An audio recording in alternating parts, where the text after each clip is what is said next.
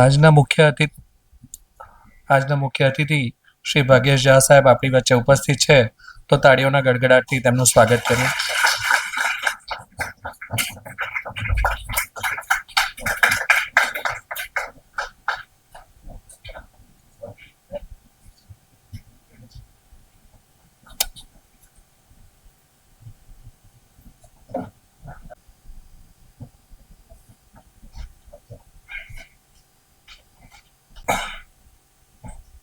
A very good afternoon once again.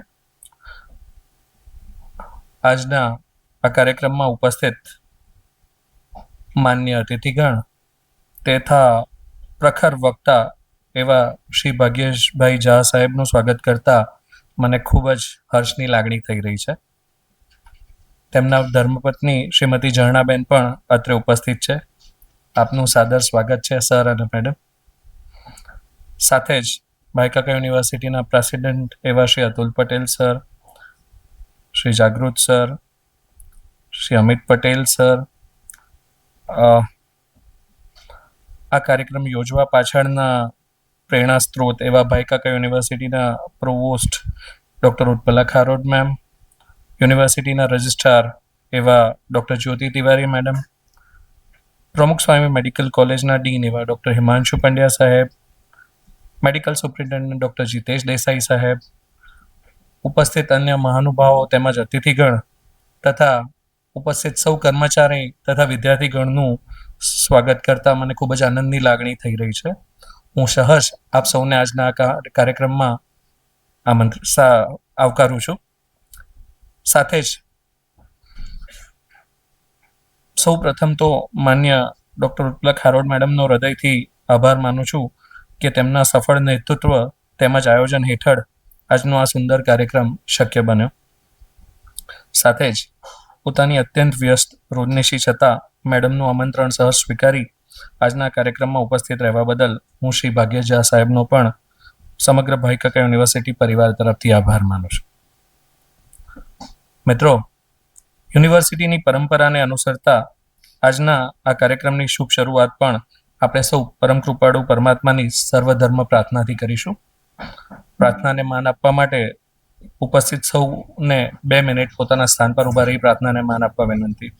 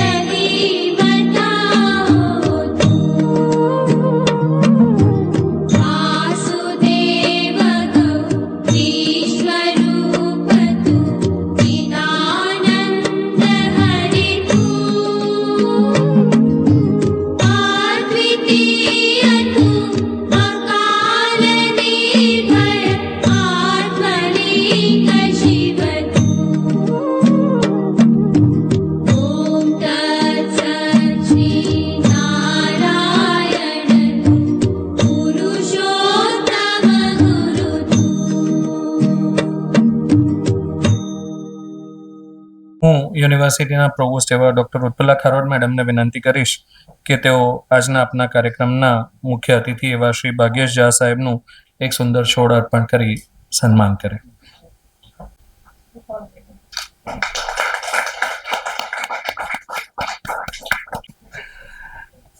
હું registrar doctor જ્યોતિ તિવારી મેડમને વિનંતી કરીશ કે તેઓ શ્રી ભાગ્યેશ ઝા સાહેબના અર્ધાંગિની એવા શ્રીમતી ઝરણાબેનનું એક પુષ્પગુચ્છ અર્પણ કરી સન્માન કરે. શ્રી ભાગ્યેશ ઝા સાહેબ એટલે એક જાજરમાન અભિવ્યક્તિ, એક પ્રખર વક્તા, એક પ્રખર કવિ, એક લાગણીશીલ વ્યક્તિત્વ, વિવિધ આધ્યાત્મિક ગ્રંથોને પોતાના જીવનમાં આત્મસાત કરનાર, આવી પ્રતિભાને સાંભળવું એક દુર્લભ લાવો છે, એક સુંદર અવસર છે. શ્રી ભાગ્યેશ ઝા સાહેબના પ્રતિભાશાળી વ્યક્તિત્વથી ભાગ્યે જ કોઈ પરિચિત નહીં હોય. તેમના નામને સાર્થક કરતા ભાગ્યના ધની એવા શ્રી ભાગ્યેશ ઝા સાહેબના વ્યક્તિત્વના અનેકોવિધ પાસાઓ પર વધુ પ્રકાશ પાડવા માટે હું યુનિવર્સિટીના રજિસ્ટ્રાર એવા ડૉક્ટર જ્યોતિ તિવારી મેડમને મંચ પર આમંત્રિત કરીશ.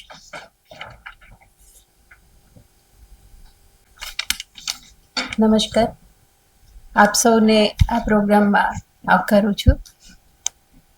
આજે આપણી સમક્ષ એક એવી બહુમુખી પ્રતિભા હાજર છે જેને ખરેખર તો કોઈ ઓળખાણની જરૂર જ નથી. આપણા બોર્ડના સભ્ય તરીકે જેમને આપણે પ્રથમ ઓળખીશું એવા શ્રી ભાગ્યેશ ઝાનું વ્યક્તિત્વ અનેક નિપુણતાઓનો સંગમ છે. સંસ્કૃત વિષયમાં ગોલ્ડ મેડલિસ્ટ એવા ભાગ્યેશભાઈ મેન્ચેસ્ટર યુનિવર્સિટીમાંથી બ્રિટિશ કાઉન્સિલ સ્ટડી ફેલોશિપ મેળવી છે અને વોશિંગ્ટન ખાતે international management program USDA graduate સ્કૂલમાંથી પણ અભ્યાસ કર્યો છે. કવિ હૃદય શ્રી ભાગ્યેશભાઈએ IAS ઓફિસર તરીકે ખૂબ જ જ્વલંત કારકિર્દીના અનુભવનો આત્મસાત કરી છે અને એટલે જ તેમના મોઢેથી નીકળેલી દરેક વાત પ્રજ્ઞા અને સંવેદનાસભર હોય છે. IAS ઓફિસર તરીકેની ફરજ દરમિયાન તેઓએ અનેક સિદ્ધિઓ અને પ્રશંસનીય ખિતાબો મેળવ્યા છે. એક પ્રોફેશનલ એડમિનિસ્ટ્રેટર તરીકે તેમને સોંપવામાં આવેલ પોર્ટફોલિયોમાં અનન્ય કાર્યદક્ષતાઓનું પ્રદર્શન કર્યું છે અને તેથી વર્ષ 2000માં બેસ્ટ કલેક્ટર ખેડા એવોર્ડ, 2003માં બેસ્ટ કલેક્ટર વડોદરા એવોર્ડ અને ગવર્નન્સ માટે 2005માં પ્રાઇમ મિનિસ્ટર એવોર્ડ જેવા અનેક પારિતોષિક એનાયત થયા છે.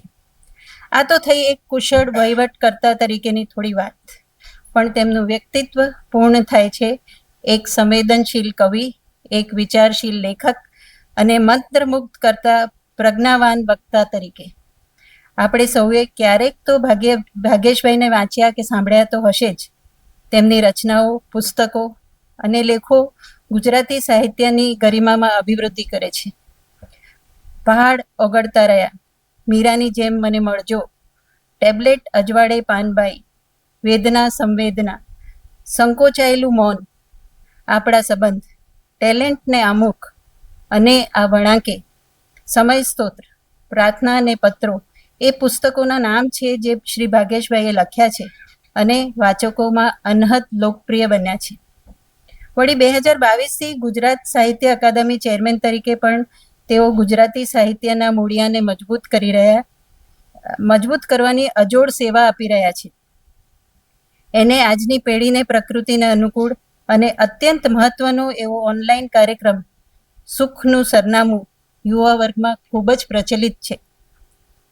આપણે ત્યાં થોડા સમય પહેલા જ એક સુંદર પુસ્તક ચરોતરના પાટીદારોની ગૌરવગાથાનું વિમોચન થયું હતું. ચરોતર પંથકના પાટીદારોની પ્રતિભા, તેમના યોગદાન, તેનો ઇતિહાસ, તેમની સાહસિક વૃત્તિનો પરિચય કરાવતી આ ભવ્ય રચનાને વાચા આપનાર પણ આપણા શ્રી ભાગ્યેશભાઈ જ છે. આપણા દરેક ઘરમાં અને મનમાં રહેતા આપણી ભારતીય સંસ્કૃતિ સહજ ઓળખ આપતા શ્રીમદ ભગવદ્ ગીતા પરના તેમના વ્યાખ્યાનને સાંભળવા આપણે સૌ તત્પર છીએ. આ મહાગ્રંથની અનેક પ્રેરણાદાયી વાતો એક અલગ દૃષ્ટિકોણ જીવનનું શીખવે છે. કદાચ આપણી મૂંઝવણો પણ દૂર કરી શકશે. શ્રી ભાગ્યેશભાઈ, ભાઈ કાકા યુનિવર્સિટી વતી હું આપનો આ અવસર માટે ખૂબ જ આભાર માનું છું અને મને ખાતરી છે કે અમે શ્રીમદ ભાગવદ્ ગીતા વિશે જેટલું જાણીએ છીએ તેનાથી ઘણું વધારે આજે સમજી અને મેળવીને જઈશું. હવે હું શ્રી ભાગ્યેશભાઈને તેમના પ્રવચન માટે આવકારું છું. શ્રી ભાગ્યેશભાઈ.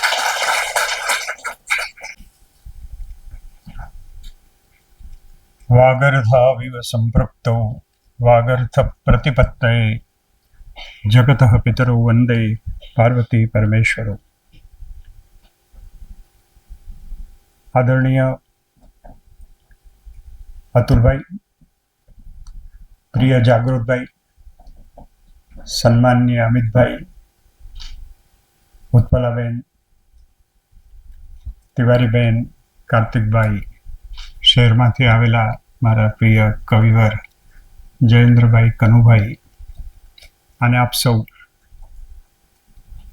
અહમ ધન્યતામ અનુભવામી, મનસી અતીવ આનંદઃ જાયતે, કારણમ ભગવદ્ગીતાયામ હૃદયં ધારયિત્વા યદि અહમ કિંચિદ મમ વિચારાન સ્થાપયિતુમ પ્રયત્नं કરોમિ તર્હિ મમ વચનાની કૃષ્ણ પૂજામ એવ મન્યેત ઇતિ મમ પ્રાર્થના અહમ કામનામ કરોતિ.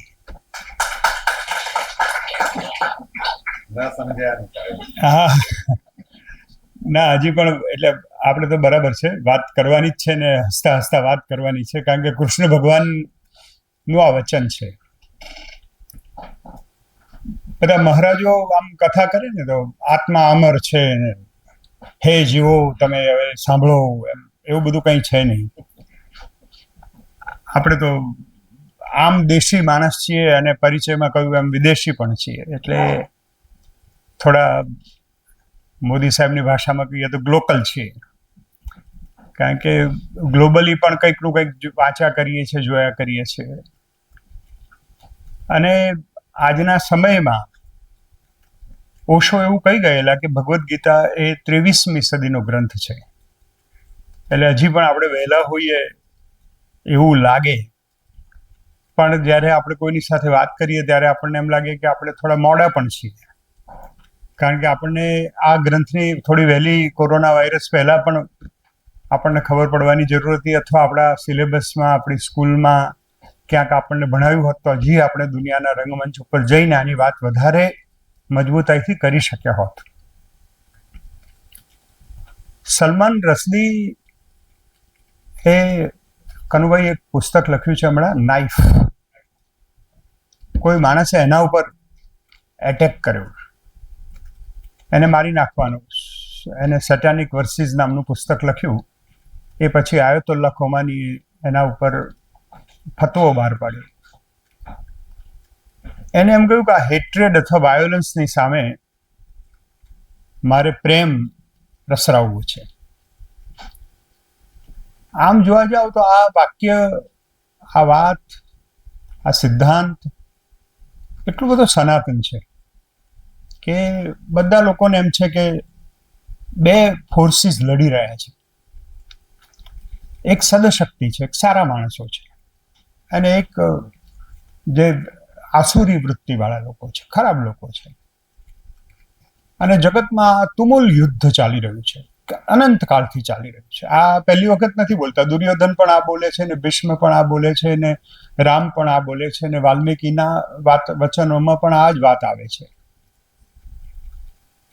તો પછી પૃથ્વીનો વિનાશ તો થયો નથી. પૃથ્વી આટલા બધા વિશ્વયુદ્ધો જોયા, આટલું બધું થયું, તો પણ મારું તારણ એવું છે કે મોટા ભાગના લોકો સારા છે, મોટા ભાગના લોકો પાંડવો છે.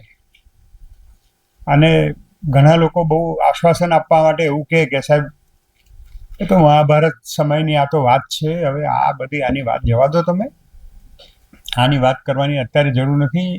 એ જમાનો જુદો હતો, આ જમાનો તો એકદમ કળિયુગ અને ગોળ કળિયુગ. આપણે તો છાપું ઉગાડીએ અને મર્ડર ને રેપ ને આ જ બધું વાંચવા મળે છે. તો ચાર્લ્સ ડિકન્સનું એક સરસ વાક્ય છે કે no time is good time and no time is bad time. એટલે પહેલા આ ગ્રંથિમાંથી આપણે બહાર નીકળી જવું જોઈએ, કારણ કે મહાભારતનો સમય પણ બહુ જ ખરાબ હતો, કદાચ આપણા કરતાં વધારે ખરાબ હતો. એવું હું એટલા માટે કહું છું કે ફર્સ્ટ ફેમિલી કહેવાય પાંડવો અને કૌરવોનું. એ ફર્સ્ટ ફેમિલીમાં પુત્ર વધુને વાળ પકડીને ખેંચીને સભામાં લાવે એ કઈ સંસ્કારિતા? આપણે એવું તો નથી થતું. આપણે we are in a better placed. એટલે એ જમાનો તો બહુ જ ખરાબ હતો. એટલે આપણે એવી રીતે ભાગી જવાની જરૂર નથી આ ગ્રંથમાંથી. મને ખબર છે કે જૈનોમાં હું મુંબઈમાં એક જ પર્યુષણ વ્યાખ્યાનમાળામાં ગયેલો, ત્યારે પણ આવો જ પ્રશ્ન ઊભો થયો કે સાહેબ યુદ્ધની વાત કરવા તમે જૈનોની સભામાં આવ્યા છો. એક બેન પ્રોફેસર હતા, એમને મને પ્રશ્ન પૂછ્યો. મેં હું જવાબ આપીશ. મેં આપણે જે મંત્ર કરીએ છીએ જૈન પરંપરામાં, એ ઓમ નમો અરિહંતાણમ. હે જેમને એવા એવા આચાર્યને હું પગે લાગુ છું, તીર્થંકર ભગવાનને પગે લાગુ છું, જેમણે પોતાના અરીઓને એટલે દુશ્મનોને મારી નાખે. હંતાણમ. મેં તો આ હંતાણમ છે એ હિંસા નથી. ભગવદ્ ગીતા યુદ્ધનો ગ્રંથ નથી. આમ લાગે છે યુદ્ધનો, પણ જ્યારે વાંચીએ ત્યારે ખબર પડે કે આ તો બુદ્ધનો ગ્રંથ છે. આ તો યુદ્ધ થાય જ નહીં એવી પરિસ્થિતિ સર્જવી હોય તો શું થઈ શકે. અને મને ભગવદ્ ગીતા ગમે છે એનું કારણ કે અર્જુન છે ને એ આપણો પ્રતિનિધિ છે. અર્જુન ભણેલો ગણેલો છે. અર્જુન ગોલ્ડ મેડલિસ્ટ છે. અર્જુન બાણાવળી છે, એને યુદ્ધ કરતા શીખવાડ્યું છે, યુદ્ધ કલામાં નિપુણ છે. અને આપણી આ નવી શિક્ષણ નીતિ કે રાષ્ટ્રીય શિક્ષણ નીતિ જેને 360 ડિગ્રી એજ્યુકેશન કહે છે, એ એજ્યુકેશન પામેલો છે. એટલા માટે હું કહું છું કે એને રસોઈ કરતાંય આવડે છે, એને ભરતનાટ્યમ પણ આવડે છે, એને બધું જ. એટલે બધા જેને કહે ને સર્વાંગી વિકાસ, કોઈ એક તરફી વિકાસ નથી થયો. અત્યારનું એજ્યુકેશનમાં પ્રોબ્લેમ આ છે કે તમે મેડિસિનમાં હો તો તમને ખબર ના હોય કે કાલિદાસે શું લખ્યું છે, કે આ ઓમ તત્સત આપણે બોલીએ છીએ ને એ ભગવદ્ ગીતાના 17મા અધ્યાયનો 23મો શ્લોક છે. આપણે વાત કરીશું એની, કારણ કે આપણે એક ફેમિલિયરાઇઝેશન વિથ અવર કલ્ચર. આપણે શેના માટે આ દુનિયામાં ઊભા છીએ? 1893ની 11મી સપ્ટેમ્બરે સ્વામી વિવેકાનંદે જઈને એવું તો શું કહ્યું કે લોકોને એમ લાગ્યું કે આ બહુ મહાન લોકો છે. અને આપણે આમ જોવા જઈએ તો આપણે આપણા હિન્દુત્વની વાતો બહુ કરે, પણ બધાને ખબર જ નથી આપણો ધર્મ શું છે, આપણા ધર્મનું તત્વજ્ઞાન શું છે. તમે જે બધું બહાર જુઓ છો અથવા જે દેખાય છે, કમનસીબે એ બધી રિલિજિયોસિટી છે, ધાર્મિકતા છે. ધાર્મિકતા જરૂરી હશે, પણ એ પ્રાથમિક અવસ્થામાં બરાબર છે. તમારે ગ્રેજ્યુએટ થવું પડે, ડોક્ટરલ પોસ્ટ ડોક્ટરલ સ્ટુડન્ટ થવું હોય તો સ્પિરિચ્યુઆલિટી અને કોઈ તત્વજ્ઞાન કે ભગવાને એવું તો શું કહ્યું છે કે 5000 વર્ષથી આ ગ્રંથ ઉપર હજી પણ લોકો મથ્યા કરે છે, હજી પણ આના અર્થઘટનો નવા કરે છે, અને નવા અર્થો નીકળે છે, અને મજા પણ આવે છે બધાને. જેને વાત કરીએ છીએ તેને બહુ મજા આવે છે. હું ફ્લોરિડામાં પીએચડી કરતો હતો આ ગ્રંથ ઉપર, અને મારું એક લેક્ચર આપણા ગુજરાતી સમાજમાં રાખ્યું. ને પછી ચેતન પટેલ, અમારા વડોદરાના મિત્ર બિલ્ડર ત્યાં છે ઓર્લેન્ડોમાં, એમણે કહ્યું કે સાહેબ અમારે યંગ છોકરાઓ સાથે તમે વાત કરો. અમે તો બરાબર, એટલે મેં કીધું ચાલો યંગ છોકરાઓ જોડે વાત કરીએ. તો યંગ છોકરાઓ જોડે વાત કરી તો યંગ બધા છોકરાઓ, કોઈ MITમાં ભણતું હતું, ને કોઈ મેડિસિનમાં, કોઈ એન્જિનિયરિંગમાં, કોઈ CFA થતું હતું. સ્વાધ્યાયના કુટુંબો હતા, બધાના ઘરમાં કંઈક કોઈએ ભક્તિ ફેરી કરી, કોઈએ આ કર્યું, એટલે થોડું જ્ઞાન હતું, પણ બધાને જરા બળવાખોરીનો મૂડ હતો કે ના અમારે કંઈ ભગવાનની જરૂર નથી. અને અમેરિકામાં એક ટ્રેન્ડ ચાલ્યો છે કે technology can give you all answers, you don't require God. અને they have both that view કે સાહેબ આ બરાબર, ભગવાનની કંઈ જરૂર જ નથી. બિલકુલ સાચી વાત છે, ભગવાનની જરૂર જ નથી. આપણે ભગવાનની વાત કરવી જ નથી. આપણે તો એ વાત કરવી છે કે આ જગતમાં એવા તો કયા રિવોલ્યુશન થયા જેનાથી માણસ જાત એવું માને છે કે આપણે બહુ પ્રગતિ કરી. એટલે કે હા તો બરાબર. એટલે કે સાહેબ ભગવદ્ ગીતાની વાત કરવી તો we have heard so many lectures and we don't want to listen. બરાબર, તમે કહો હવે કયા રિવોલ્યુશન થયા, તો બધાએ કહ્યું કે અગ્નિની શોધ થઈ, ફાયર, વ્હીલ, સ્ટીમ એન્જિન, બધું વારાફરતી ઓટોમેશન. પછી કહ્યું કે ભાઈ કમ્યુનિકેશન રિવોલ્યુશન, એવિએશન રિવોલ્યુશન. મેં તો આપણે છેલ્લા 2માં હાઉસ સ્ટુડ એગ્રી, એટલે બધા છોકરાઓ 14-15 છોકરાઓ હતા કે એ વાત બરાબર છે સાહેબ કે એવિએશન રિવોલ્યુશન અને કમ્યુનિકેશન રિવોલ્યુશન એ બિલકુલ લેટેસ્ટ છે. બરાબર છે ને? તો મેં કીધું એવિએશન રિવોલ્યુશન અને કમ્યુનિકેશન રિવોલ્યુશન એટલે મોબાઈલ. હવે મારે એટલું જ કહેવું છે કે આ ધાતુની પત્રીઓ આ બોલવા માંડી, બરાબર છે કે હા બરાબર છે. મેં તો મુકમ કરોતી વાચાલ, હું સંસ્કૃતમાં વાત કરું છું. જે મૌન હતી, જે મૌન રહેવા માટે સર્જાઈ હતી, એ બોલવા માંડી. અને હું રાત્રે બેઠો અને સવારે ઓર્લેન્ડો ઉતરી ગયો. પંગુમ લંગયતે ગિરિમ, પગ તો દુખી જતા હતા, 70 વર્ષ થયા છે કે હવે નહીં ફાવે, તો પંગુમ લંગયતે, હું પંગુ થઈ ગયો હતો, પણ આમ કરીને સમુદ્ર ઓળંગીને છેક આવી ગયો. આ બે બાબતો તો બરાબર છે, આ બે ક્રાંતિ થઈ, કમ્યુનિકેશન એન્ડ એવિએશન. તો ભગવદ્ ગીતામાં આવો શ્લોક આવે છે કે મુખમ કરોતિ વાચાલમ પંગુમ લંગયતે ગિરિમ યત કૃપા તમહમ વંદે પરમાનંદ માધવમ. મારો કૃષ્ણ એ છે જે આ મોબાઈલને બોલતી કરે છે. મારો કૃષ્ણ એ છે જે મને કુદાડે છે હિમાલય. મારો કૃષ્ણ કોઈ પિતાંબર પહેરીને મનોરથ કરે અને બધા 56 ભોગની રાહ જુએ એવો કૃષ્ણ નથી. મારો કૃષ્ણ સૂક્ષ્મ છે. એટલે મેં કીધું હવે સંમત કે હા તો સંમત, ચાલો હવે આગળ વાત કરીએ. મેં કીધું અત્યારે પ્રશ્નો શું છે? ફ્રસ્ટ્રેશનના છે, એકાગ્રતા નથી, ડિસ્ટ્રેક્શન. અત્યારે બહુ મોટું, જો કોઈ એમ મને કહે કે સાહેબ આનો જવાબ જ આપણે મળી જાય તો બહુ સારું, તો ખાલી એક જ વાક્ય હું તમને કહું ભગવદ્ ગીતાનું, અને વાત આખી પૂરી થઈ જાય કે આજના યોગસ્થમ ગુરુ કર્માણી. તું જે કામ કરે ત્યાં ફોકસ્ડ થઈને કામ કર. આ એક જ ઉદાહરણ જ પૂરતું છે. આપણે બીજું કઈ ભગવદ્ ગીતા સમજવાની જ જરૂર નથી. પણ જે ફ્રસ્ટ્રેશન અર્જુનને આવ્યું, અને ઓશોએ તો કહ્યું પણ બાકીના બધા અનેક લોકોએ કહ્યું કે આ ગ્રંથ છે ને એ બહારથી એવું લાગે છે કે it is a handbook of a warrior, પણ actually it is a handbook of a manager. જીવનમાં જેને સંઘર્ષ છે, જીવનમાં કંઈ પ્રોબ્લેમ છે, અને કોને પ્રોબ્લેમ નથી. એટલે તમે જરા થોડા હળવા થઈ જજો. બધાને, મારે પણ પ્રોબ્લેમ છે ને તમારે પ્રોબ્લેમ છે, હું પણ તમારા જેવો છું ને કૃષ્ણ પણ આપણા જેવો હતા, અને અર્જુન તો આપણા જેવો સાવ છે. એટલે આપણે એમાં પ્રવેશ કરવાનો છે. અને આ ભગવદ્ ગીતા એ બીજા બધા ગ્રંથો કરતા પ્રમાણમાં સરળ છે. ઓમ પાર્થાય પ્રતિબોધિતા ભગવતા નારાયણેન સ્વયં વ્યાસેન ગ્રથિતા પુરાણ મુનિના મધ્યે મહાભારતમ અદ્વૈતામૃત વર્ષિણી ભગવતી અષ્ટાદશાધ્યાયિની અંબ ત્વામ અનુસંદધામિ ભગવદ્ ગીતે ભવદ્વેષિણી. મધ્યે મહાભારતમ એટલે મહાભારતની વચ્ચે યુદ્ધ લડાઈ રહ્યું છે, યુદ્ધની તૈયારી થઈ રહી છે. નગારા વાગે છે, ઢોલ નગારા વાગે છે, શંખો વાગે છે, અને ધડાધડ એમ. હવે બસ it is about to begin, the first ball of the first over is being bowled, એમ કહેવાની તૈયારીમાં છે. કોમેન્ટેટરો માઇક આગળ ગોઠવાઈ ગયા છે. ત્યારે અર્જુન એક વાક્ય કહે છે કે સેનયોર ઉભયોર મધ્યે રથમ સ્થાપય મેચ્યુત.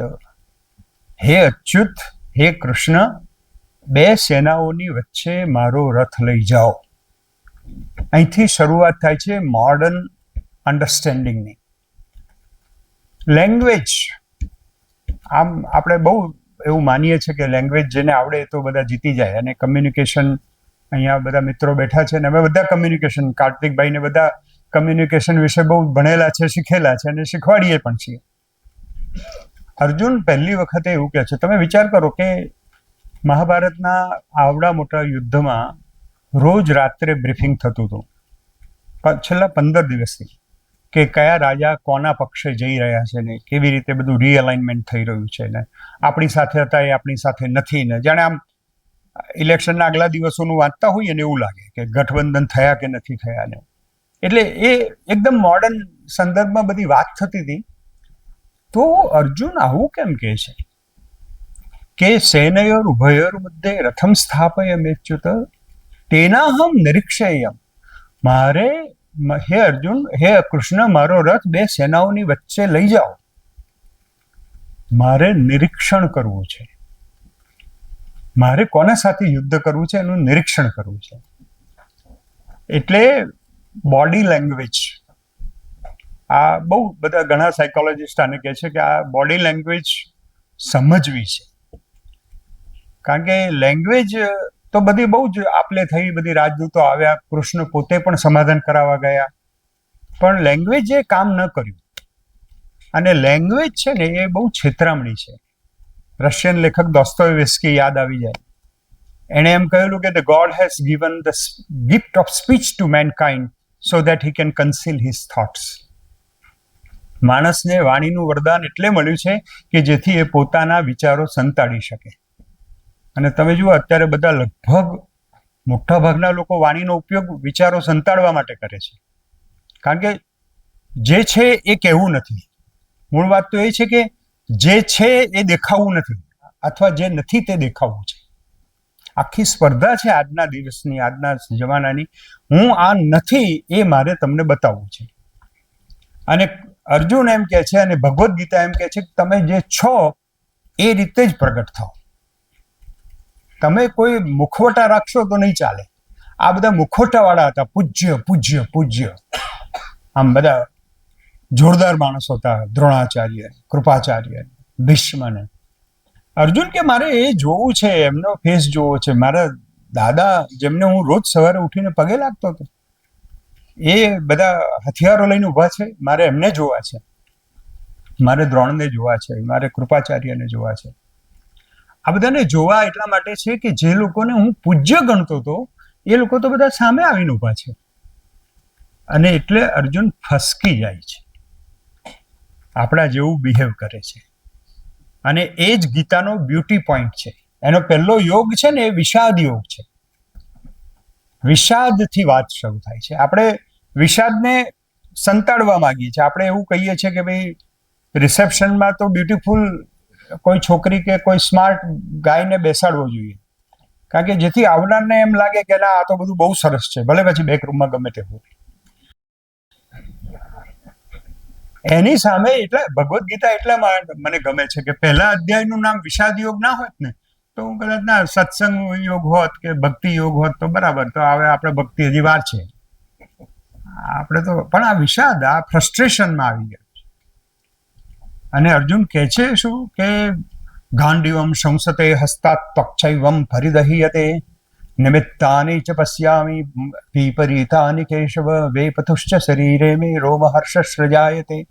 એમ મને બહુ ગભરામણ થઈ રહી છે. હે ભગવાન, મને કંઈક કરો યાર, મને તો હાથ પગ પાણી થઈ ગયા છે ને. હવે જીતનભાઈ કોઈ મેડિકો હોય તો કે ભાઈ હો રે તારું શુગર માપી લઈએ, તને આટલો બધો પરસેવો વળી ગયો છે ને તને હાથ પગ પાણી થઈ જાય છે, થોડું ખાંડવાળું પાણી પી લે, થોડો ગોળની કાકરી ખાઈ લે, તને કંઈ ડિહાઇડ્રેશન ના થઈ ગયું આવે એટલે. પણ અર્જુન, કૃષ્ણ એવું નથી પૂછતા. કૃષ્ણ એમ કે તારો પ્રોબ્લેમ શું છે. એટલે અર્જુનને પણ મજા આવી ગયા કે આને રસ્તો પડ્યો છે. કે મને તો એમ છે કે આ યુદ્ધ નથી કરવું, આ રહેવા દો, આપણે નથી લડવું જ નથી. કેમ એટલે કે આટલા બધા મોટા માણસોને હું મારી નાખું અને પછી કે માન લો કે મારી નાખું, માન લો કે હું જીતી જાઉં. He is putting arguments. આ ભગવદ્ ગીતાની મજા એ છે કે બે બહુ જ હાઇટવાળા ઇન્ટેલેક્ચ્યુઅલ માણસો એકબીજાને કન્વિન્સ કરવા માટે આર્ગ્યુમેન્ટ્સ કરે છે કે મારે આ બધું નથી કરવું. એના આટલા કારણો, 6 કારણો. પૂજ્ય લોકોને મારે મારવાના, મારે કોઈના મૃત્યુ માટે કારણરૂપ થવાનું, અને આ બધા મરી જાય તો લુપ્ત પિંડો દક ક્રિયા, મરણોત્તર ક્રિયાઓ પણ નહીં થઈ શકે એવું થશે. બધી વિધવાઓ થશે. જરા વાતાવરણ ગંભીર થઈ ગયું એટલે જ્યોતિન્દ્ર દવેને યાદ કરી દઉં કે એક વખત વિધવા વિવાહનું સુરતમાં બહુ મોટો સભા થયેલી. આવી રીતે બધા સમાજના આગેવાનોને ભેગા કરેલા કે વિધવાને પરણાવી કે નહીં. એ વખતના સમાજમાં તો વિધવાનો વિવાહ નહીં કરવો એવું માનનારા બહુ મોટા લોકો હતા. બહુ એટલું જોરથી લડાઈ કરવા માંડ્યા, એટલું બોલાચાલી હો હા થઈ ગયો. એટલે જ્યોતિન્દ્ર દવે ઊભા થયા અને કીધું કે ભાઈ આપણે વિધવાઓને વિવાહ કરવા કે ન કરવા એના માટેની ચર્ચા કરવા ભેગા થયા છીએ, નહીં કે નવી વિધવાઓ પેદા કરવાની. એટલે કે તમે જરા શાંતિ રાખો અને શાંતિથી વાત કરો. એટલે અર્જુન કે બહુ આ તો કેવું થઈ જશે. અને કુલસ્ત્રીય ભ્રષ્ટેશુ, સ્ત્રીઓ ભ્રષ્ટ થઈ જાય એ કુળનો વિનાશ થઈ જાય, માનવતાનો વિનાશ થઈ જાય. આપણે શેના માટે આ લડાઈ કરી રહ્યા છીએ? બધા જોરદાર પ્રશ્નો કરે છે. પછી જ્યારે કૃષ્ણ ભગવાન એમનું બોલવાનું શરૂ કરે છે ત્યારે આ 14 લોકનો ધણી કહેવાય એમ. સુદર્શનધારી કૃષ્ણ પહેલી વખતે ગાળ બોલે છે. રામાયણમાં અરે મહાભારતમાં ભગવદ્ ગીતામાં એના લેક્ચરની શરૂઆત ગાળથી થાય છે. ક્લૈબ્યમ માસ્મગમ પાર્થ ન એતત ઉપપદ્યતે ક્ષુદ્રમ હૃદય દૌર્બલ્યમ ત્યક્તો તિષ્ઠ પરમ તપ. હે પરમ તપ, તું શું બોલે છે એમ, આ તું શું વાત કરે છે એમ. અને ક્લૈબ્યમ આ ગાળ કહેવાય છે સંસ્કૃતમાં. નપુસંક, તું નપુસંક છે યાર, તું આવી વાત કરે છે.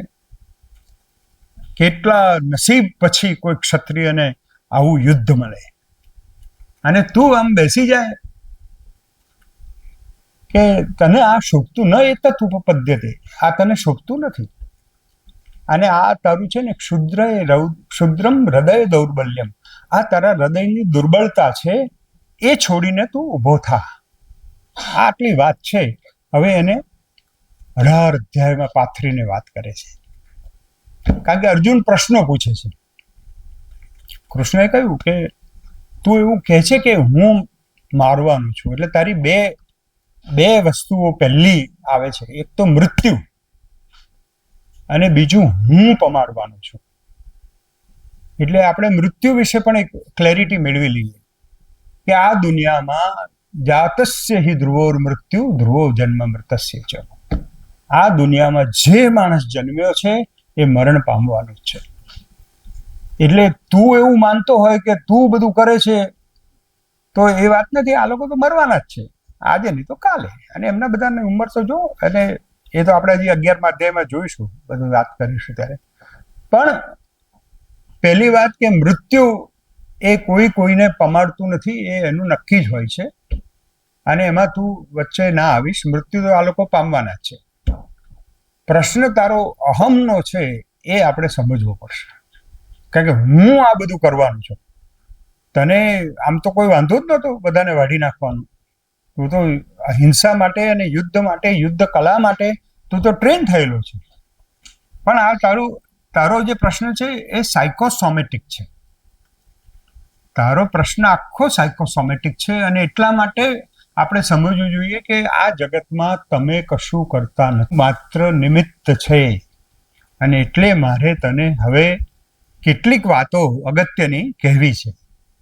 અને એ અગત્યની વાત હું એકદમ આપણે સરસ ફોર્મ્યુલામાં જ વાત કરવાની છે. મારી જે થિયરી છે, જેના ઉપર હું પીએચડી થયો છું, એ થિયરીને કહેવામાં આવે છે drag and ask theory. A theory મેં એટલે બનાવી છે, એટલે કંઈ એમાં કંઈ બહુ નવું નથી કર્યું, પણ બે ટ્રાયેંગલ આપણે જેમ યંત્ર હોય છે, એક ટ્રાયેંગલ ઉપરનો ને એક ટ્રાયેંગલ નીચેનો, એક નીચે જાય અને એક ઉપર જાય. એટલે આમ જોવા જાઓ તમે તો અર્જુનનું કમ્પ્લીટ ટ્રાન્સફોર્મેશન થાય છે. એ ટ્રાન્સફોર્મેશન કેવી રીતે થાય છે? તો એના આયુર્વેદમાં પણ એવું કહે છે કે ક્લિન્સિંગ, પંચકર્મ કરાવો અને ક્લિન્સિંગ કરો બોડીને. તો આ ડ્રેગ છે ને એ ક્લિન્સિંગ છે. એટલે desires, DR is desires, A is anger અને G ઇઝ ગ્રીડ. એટલે કામ, ક્રોધ, લોભ, મોહ, આપણા જે દુશ્મનો છે એને ઓળખવાના. એટલે ભગવાને એને કહ્યું કે તું પહેલા તારી જાતને ક્લીન કર, અને પહેલા તો સમજી લે કે આ જગતમાં તું જે કંઈ કરે છે ને એ તું નિમિત્ત જ માત્ર છે, અને તું ધારે એવા પરિણામો તને મળે એ તારો ભ્રમ છે. આપણે એવું ઈચ્છીએ, આપણે બધા જ એવું ઈચ્છીએ કે આપણે બારણું ખોલીને બહાર નીકળીએ એટલે દુનિયા આપણી ઈચ્છા પ્રમાણે ચાલે, પણ એવું થતું નથી. કોઈની પણ ઈચ્છા પ્રમાણે થતું નથી. બહુ મોટા સત્તાધિપતિ હોય ને એ પણ ઈચ્છે કે આવતીકાલે આવું થાય, તો એવું થતું નથી. એટલે કે આ જગતમાં તારી અપેક્ષા પ્રમાણે જ બધા બિહેવ કરે, એ તારી અપેક્ષા પણ વધારે પડતી છે. અને એટલા માટે હે Arjun, there are 3 things which you have to understand, and that is A is attitude, S is skill, that is karma, and K is knowledge. Knowledge is જ્ઞાન. તો જ્ઞાન, કર્મ અને ભક્તિ, આ 3 આપણા મૂળ પાયા છે. હિન્દુ ધર્મએ દુનિયાને જે શીખવાડ્યું એ આ શીખવાડ્યું છે કે કર્મ, જ્ઞાન અને ભક્તિ. એટલે આપણે હમણાં તો રેસ્ટોરન્ટમાં જઈએ છીએ ને, કોમ્બો કે છે ને, actually this is the combo. ભગવાન આને કોમ્બો આપે છે કે ભાઈ તું આ સમજ, તું આ કોમ્બો તારે લેવાનો છે રેસ્ટોરન્ટમાં જાય. Life is a restaurant. અને એના મેનુમાં આ બધું તમને જાત જાતના પ્રશ્નો આ બધા આવવાના જ છે. તો કર્મ એ સૌથી અગત્યનું છે, કારણ કે માણસ જન્મે, ઇવન એમ કે છે કે નાનું ફૂદું, પતંગિયું, એ પણ જન્મે ત્યાર પછી એના મરણ સુધી એક ક્ષણ માટે પણ શાંત બેસતું નથી. એને કંઈકનું કંઈક હલન ચલન રહે છે, કારણ કે જીવ અંદર આવે છે અને માયા એનો રોલ ભજવે છે. એટલે માણસ પછી કુદાકૂદ કરે છે. આપણે બધા પણ બહુ ગેલમાં આવી જઈએ, હું તો આમ છું, હું તો તેમ છું ને, બધા ઈગો આવી જાય. એટલે એ આપણે હમણાં વાત કરીશું, એટીટ્યુડની વાત આવે ત્યારે. પણ એટલે કર્મનું બહુ મોટું ઇન્જેક્શન જગતમાં પહેલી વખતે આવું કહેવામાં આવ્યું કે કર્મણ્ય એવા અધિકાર હસ્તે માં ફલેશુ કદાચ. તારો અધિકાર કર્મ ઉપર જ છે અને ફળ ઉપર નથી. આ તો બહુ વાંધો પડી જાય આપણને, તો બધાને ફાવે જ નહીં. અમે તો management by objectives and management by results, એ તો આપણે બધાને શીખવાડીએ છીએ. તો બધા IIM-માં અમે ચર્ચા કરવા ગયેલા ત્યારે કહ્યું કે ભાઈ આ તો સાહેબ ચાલે જ નહીં. મેનેજમેન્ટ, તમે કોઈ પણ માણસ રિઝલ્ટ માટે તો કામ કરે છે, તમે કહો રિઝલ્ટ ઉપર તારો અધિકાર જ નથી, આવું તો કેવી રીતે ચાલે? જો આ કર્મયોગનો આ સિદ્ધાંત જ આજે સમજી જઈએ ને તો બધી વાત પૂરી થઈ જાય આપણી. કૃષ્ણ ભગવાને એવું કહ્યું જ નથી કે તું કર્મ ના કર, એવું પણ કહ્યું નથી કે તું ડોબો રહે, એવું પણ નથી કહ્યું કે તું વિડ્રો થઈ જા. એને કહ્યું કે તારે કર્મ કરવાનું, પણ એની ઉપર આસક્તિ, એને એટેચ નહીં થઈ જવાનું કે આમાં જ આવું જ રિઝલ્ટ આવવું. આપણે અત્યારે 10મા 12માનું આ પરિણામની બધી સિઝન છે અને બધા એટલા કોમળ છોકરા કુમળા એકદમ આપઘાત કરી દે છે કારણ કે ટકા ના આવ્યા ને આ ના થયું ને. એટલે આપણે તો હંમેશા આપણે એમ કહીએ કે એજ્યુકેશન ટકા માટે નહીં પણ ટકાઉ થવા માટે હોવું જોઈએ. આપણું એજ્યુકેશન ટકાઉ હોવું જોઈએ, ટકાવાળું ના હોવું જોઈએ. એટલે આ ટકામાં બધા એટલા બધા બિચારા નાના છોકરાઓ હોમાઈ જાય છે. રિઝલ્ટ અંગ્રેજીમાં કેવું હોય તો હું એમ કહું કે get involve but don't get attached. Involve તો થવું જ પડે, ત્યાં સુધી તો રિઝલ્ટ જ નહીં આવે. એટલે કોઈ પણ કામમાં ઇન્વોલ્વ તો થવું જ પડે. જો વિડ્રો થઈને કામ કરો તો એનો કોઈ અર્થ નથી. તમારે અંદર ઇન્વોલ્વ થવાનું, પણ એટેચમેન્ટ ના આવવું જોઈએ, વળગી ના પડવું જોઈએ તમને. અને આ વળગણ થાય છે ને એટલે પછી આખી એક સાયકોલોજીકલ સાયકલ બતાવે છે કૃષ્ણ ભગવાન કે આ એટેચમેન્ટ વસ્તુ એવી છે કે તમને જે વળગણ થવા માંડે ને એનાથી જ બધા પ્રશ્નો થાય છે કે આ તો મને મળવું જ જોઈએ. સંગાત સમજાયતે કામઃ, કામાત ક્રોધો વિજાયતે, ક્રોધાત ભવતિ સમ્મોહ, સમ્મોહાત સ્મૃતિ વિભ્રમઃ, સ્મૃતિ ભ્રંશાત બુદ્ધિનાશો, બુદ્ધિનાશાત પ્રણશ્યતિ. એટલે ભગવાન એમ કહે છે કે તને સંગાત સમજાયતે કામઃ, એટલે જ્યારે તમને એમ એટેચમેન્ટ થાય, સંગ થાય, એનો એમ થાય કે મારે તો આ મેળવવું જ છે, સંગાત સમજાય તે કામ, પછી તમે કામી થઈ જાઓ. એને ઈચ્છા, એટલી બધી ઈચ્છાઓ તમને થઈ જાય અને એ ઈચ્છા તમારા ઉપર હાવી થઈ જાય. કામાત ક્રોધો બી જાય તે, અને કામ જ્યારે તમારો સંતુષ્ટ ના થાય ત્યારે તમે ક્રોધ કરવા માંડો. અને ક્રોધાત ભવતિ સમ્મોહ, સમ્મોહ જ્યારે તમને આવી જાય કેવી પરિસ્થિતિ, હવે તો ગમે તે થાય, આ તો મેળવવું જ છે, આ જમીનનો ટુકડો તો મારો જ છે, હવે કેટલા બોલો ને, એ જેટલા ખે એટલા એનાથી 2 લાખ વધારે. એટલે એ એક પ્રકારનો ક્રોધ જ છે. એમાં કઈ તમારે બધા તલવારો લઈને કે રાવણની માફક કરે એ જ ક્રોધ નથી. આપણે સાદી ભાષામાં પણ આપણે ક્રોધાભિમુખ હોઈ શકીએ, આપણે ક્રોધથી પરાજિત થતા હોઈએ, આપણને ખબર પણ ન પડે. એટલે આ સમોહની પરિસ્થિતિમાં આવી જઈએ જ્યારે આપણને ડિલ્યુઝન, આપણને એમ થાય કે ના હવે તો આ મને બીજું કંઈ દેખાતું જ નથી, આ જ દેખાય છે, મારે આ જ મેળવવું છે. એટલે એ સમ્મોહાત સ્મૃતિ વિભ્રમઃ, પછી બધું યાદ શક્તિ એ જવા માંડે ને સ્મૃતિ ભ્રંશાત બુદ્ધિનાશો, જેની યાદ શક્તિ જતી રહી એને પછી સેન્સ ઓફ ડિસ્ક્રિમિનેશન જતું રહે અને સ્મૃતિ બુદ્ધિનાશાત પ્રણશ્યતિ, અને પછી વિનાશ થાય છે. એટલે એક વિશેષ સર્કલ છે તારી અંદર એટલે કે તો શું કરવું જોઈએ? તો કે આ કરવું જોઈએ કે તમારે કોઈ પણ રીતે સ્થિતપ્રજ્ઞતા પ્રાપ્ત કરવી જોઈએ. એટલે you should have stability of mind. અને સ્થિતપ્રજ્ઞનું ઇંગ્લિશ સ્ટેબિલિટી ઓફ વિઝડમ. હું ડાયો છું એટલે હું અમુક વખતે ડાયો રહું ને પછી પાછો ગાંડો થઈ જાઉં, એ નહીં ચાલે. Stability of wisdom.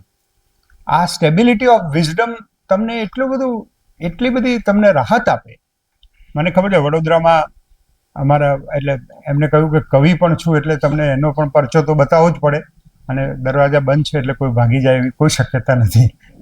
પણ જ્યારે ચીફ ઇલેક્શન કમિશનરે મારું અપમાન કરેલું, અને આમ એવું તમને થઈ જાય કે જગત આખામાં તમારું 60 કેમેરામેન બતાવતા હોય અને કોઈ માણસ તમને ફાયરિંગ કરતો હોય, એ દ્રશ્ય આખી દેશ અને દુનિયા જોતી હતી અને હું સામે ઊભો હતો. તો મારા પિતાજી, જેમને મને ભગવદ્ ગીતા સમજાવેલી નાનપણમાં 5મા ધોરણમાં, એમણે કહ્યું કે મને તો ખબર નથી, આઈ એમ એ ટીચર, કે I don't know what kind of pressure you are facing, પણ આમ મોં કેમ પડી ગયું છે? ભગવદ્ ગીતા ભણેલો માણસ હોય એ ઉદાસ ના હોય કોઈ દિવસ. કે તારે સ્થિતપ્રજ્ઞાના લક્ષણોનો પાઠ કરી અને ઊંઘી જવું જોઈએ, આમાં ચિંતા નહીં કરવાની.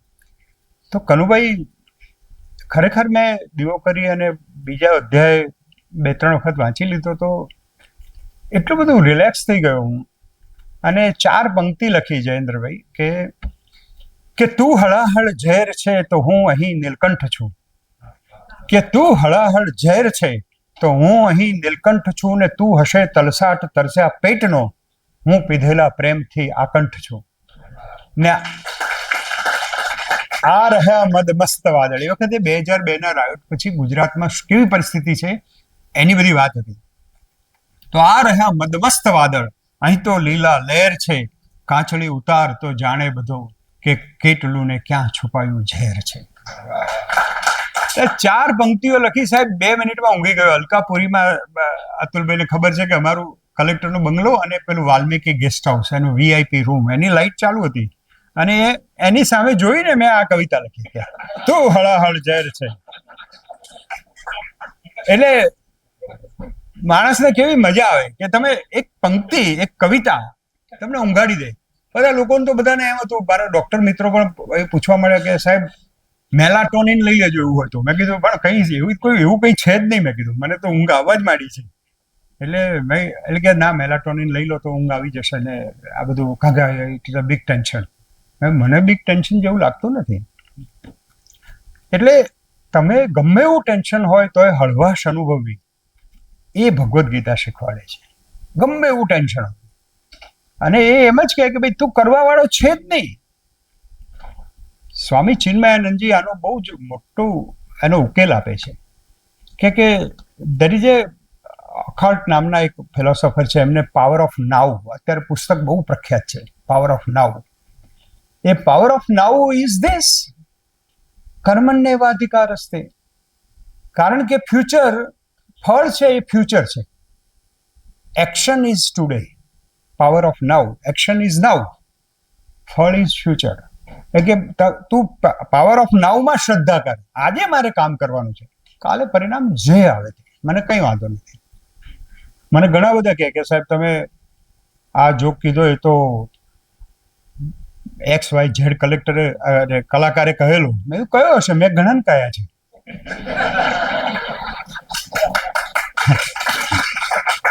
એટલે તમને એક છે ને, ભગવદ્ ગીતામાં તમે આવો એટલે એક એવી મસ્તીમાં આવી જાઓ ને કે ભાઈ બરાબર છે, અને ના હોય નાપાસ થાવ તોય વાંધો નહીં. વિનોદ ભટ્ટ મારા ગુરુ સાહિત્યના, એ મને કહે કે એમની, મને ખબર નહીં, અમારી મિત્રતા, એમને જાહેરમાં પણ કહ્યું છે કે આ ભાગ્યેશ ઝા અને મારી મિત્રતા એ જીવનનું, આ સંસારનું બહુ મોટું રહસ્ય છે. કારણ કે એ ગોલ્ડ મેડાલિસ્ટને આખો દિવસ વાંચ કરે ને એવા માણસ આખી પૃથ્વીના પુસ્તકો લઈને ફરે, અને કે હું બરાબર આવો સાદો સીધો માણસ, અમારે કેવી રીતે મેળ પડ્યો ખબર નથી. મેં કીધું કેમ? એટલે કે મારી શૈક્ષણિક કારકિર્દી એવી કે મારા બાપા અને શિક્ષકો બધા મહેનત કરે ત્યારે બધા વિષયોનો સરવાળો 35% પરાણે થાય. અને કે એક વખત તો શનિવારે પરિણામ આવવાનું હતું, તો મારા બાપાએ મને બોલાવ્યો કે વિનય અહીંયા આવો, અને બોલાવીને સીધા મારવા જ મંડી પડ્યા. એટલે મારી બા વચ્ચે પડી કે કેમ મારો છો, એટલે કે શનિવારે એનું પરિણામ છે. એટલે કે શનિવારે છે ને પણ અત્યારથી શું છે, એટલે કે પણ હું નથી, હું બહારગામ જવાનો છું.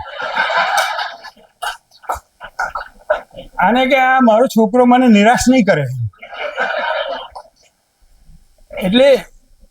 એટલે કે એનાથી મારો સેન્સ ઓફ હ્યુમર ખુલી ગયો. તમે વિચાર કરો, માણસને એમ, અને એમને તો 2 પત્નીઓ હતી એટલે ખબર, એમાં કઈ બહુ ઈર્ષા કરવા જેવું નથી. પણ મને કે ભાગ્યેશભાઈ, હું કાંકરિયામાં ઇવનિંગ વોક કરવા નીકળું, 2 પત્નીઓ આજુબાજુ હોય, અને હું આમ ચાલતો હું કાંકરિયાના ચારે બાજુ આંટા મારતો, તો અડધું અમદાવાદ સહાનુભૂતિમાં ને અડધું અમદાવાદ ઈર્ષામાં જોતું હતું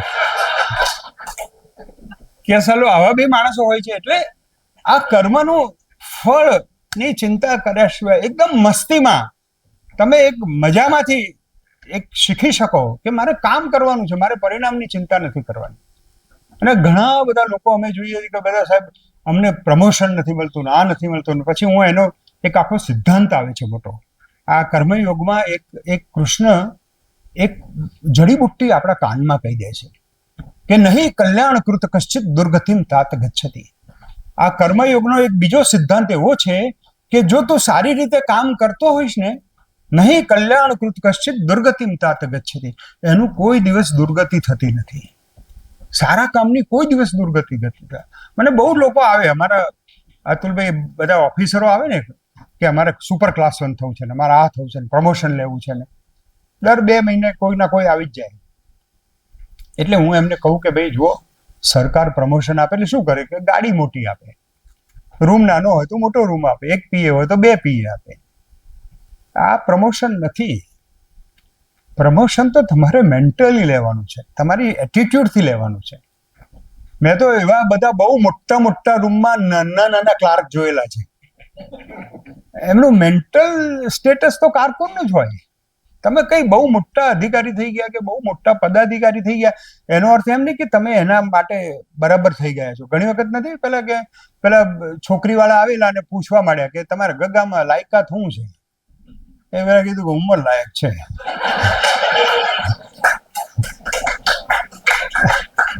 કોઈ લાયકાત જ ના હોય, તમે લાયકાત જ ના કેળવો. અને પછી મારે આ જોયું તે, એટલે ઈશ્વરે કહ્યું કે તું લાયકાત કેળવ, નહીં કલ્યાણ કૃત કશ્ચિત દુર્ગતિમ તાત ગચ્છતિ. તારા કામની દુર્ગતિ જ નહીં થાય. મેં કીધું તમે એક વખત સારું કામ કરો ને, તમને ખબર નહીં પડે, તમે રિટાયર્ડ થશો ને, અથવા તમને કંઈક એવા કોઈ બહુ સારા જમાઈ મળી જાય, તમને કોઈ સારી છોકરાની વહુ મળી જાય, એને ભરતનાટ્યમ સિવાય પગ પછાડતા આવડે નહીં, એટલે એવી વહુ મળી જાય તો એ બી એ સદનસીબ જ છે. તમે સારું કામ કર્યું હોય, એનું પરિણામ તમને વહુના સ્વરૂપમાં મળ્યું હોય, તમને ખબર ના હોય. ઈશ્વરની આપવાની રીત જ જુદી છે. તમે તમારી, મેં ના કહ્યું કે આપણે આપણી ઈચ્છા પ્રમાણે ઈચ્છીએ એમ જગત ચાલવું જોઈએ. ભગવદ્ ગીતા કહે છે કે ના ભાઈ, એ વાતમાંથી માલ નથી, તું કહે એમ નહીં ચાલે.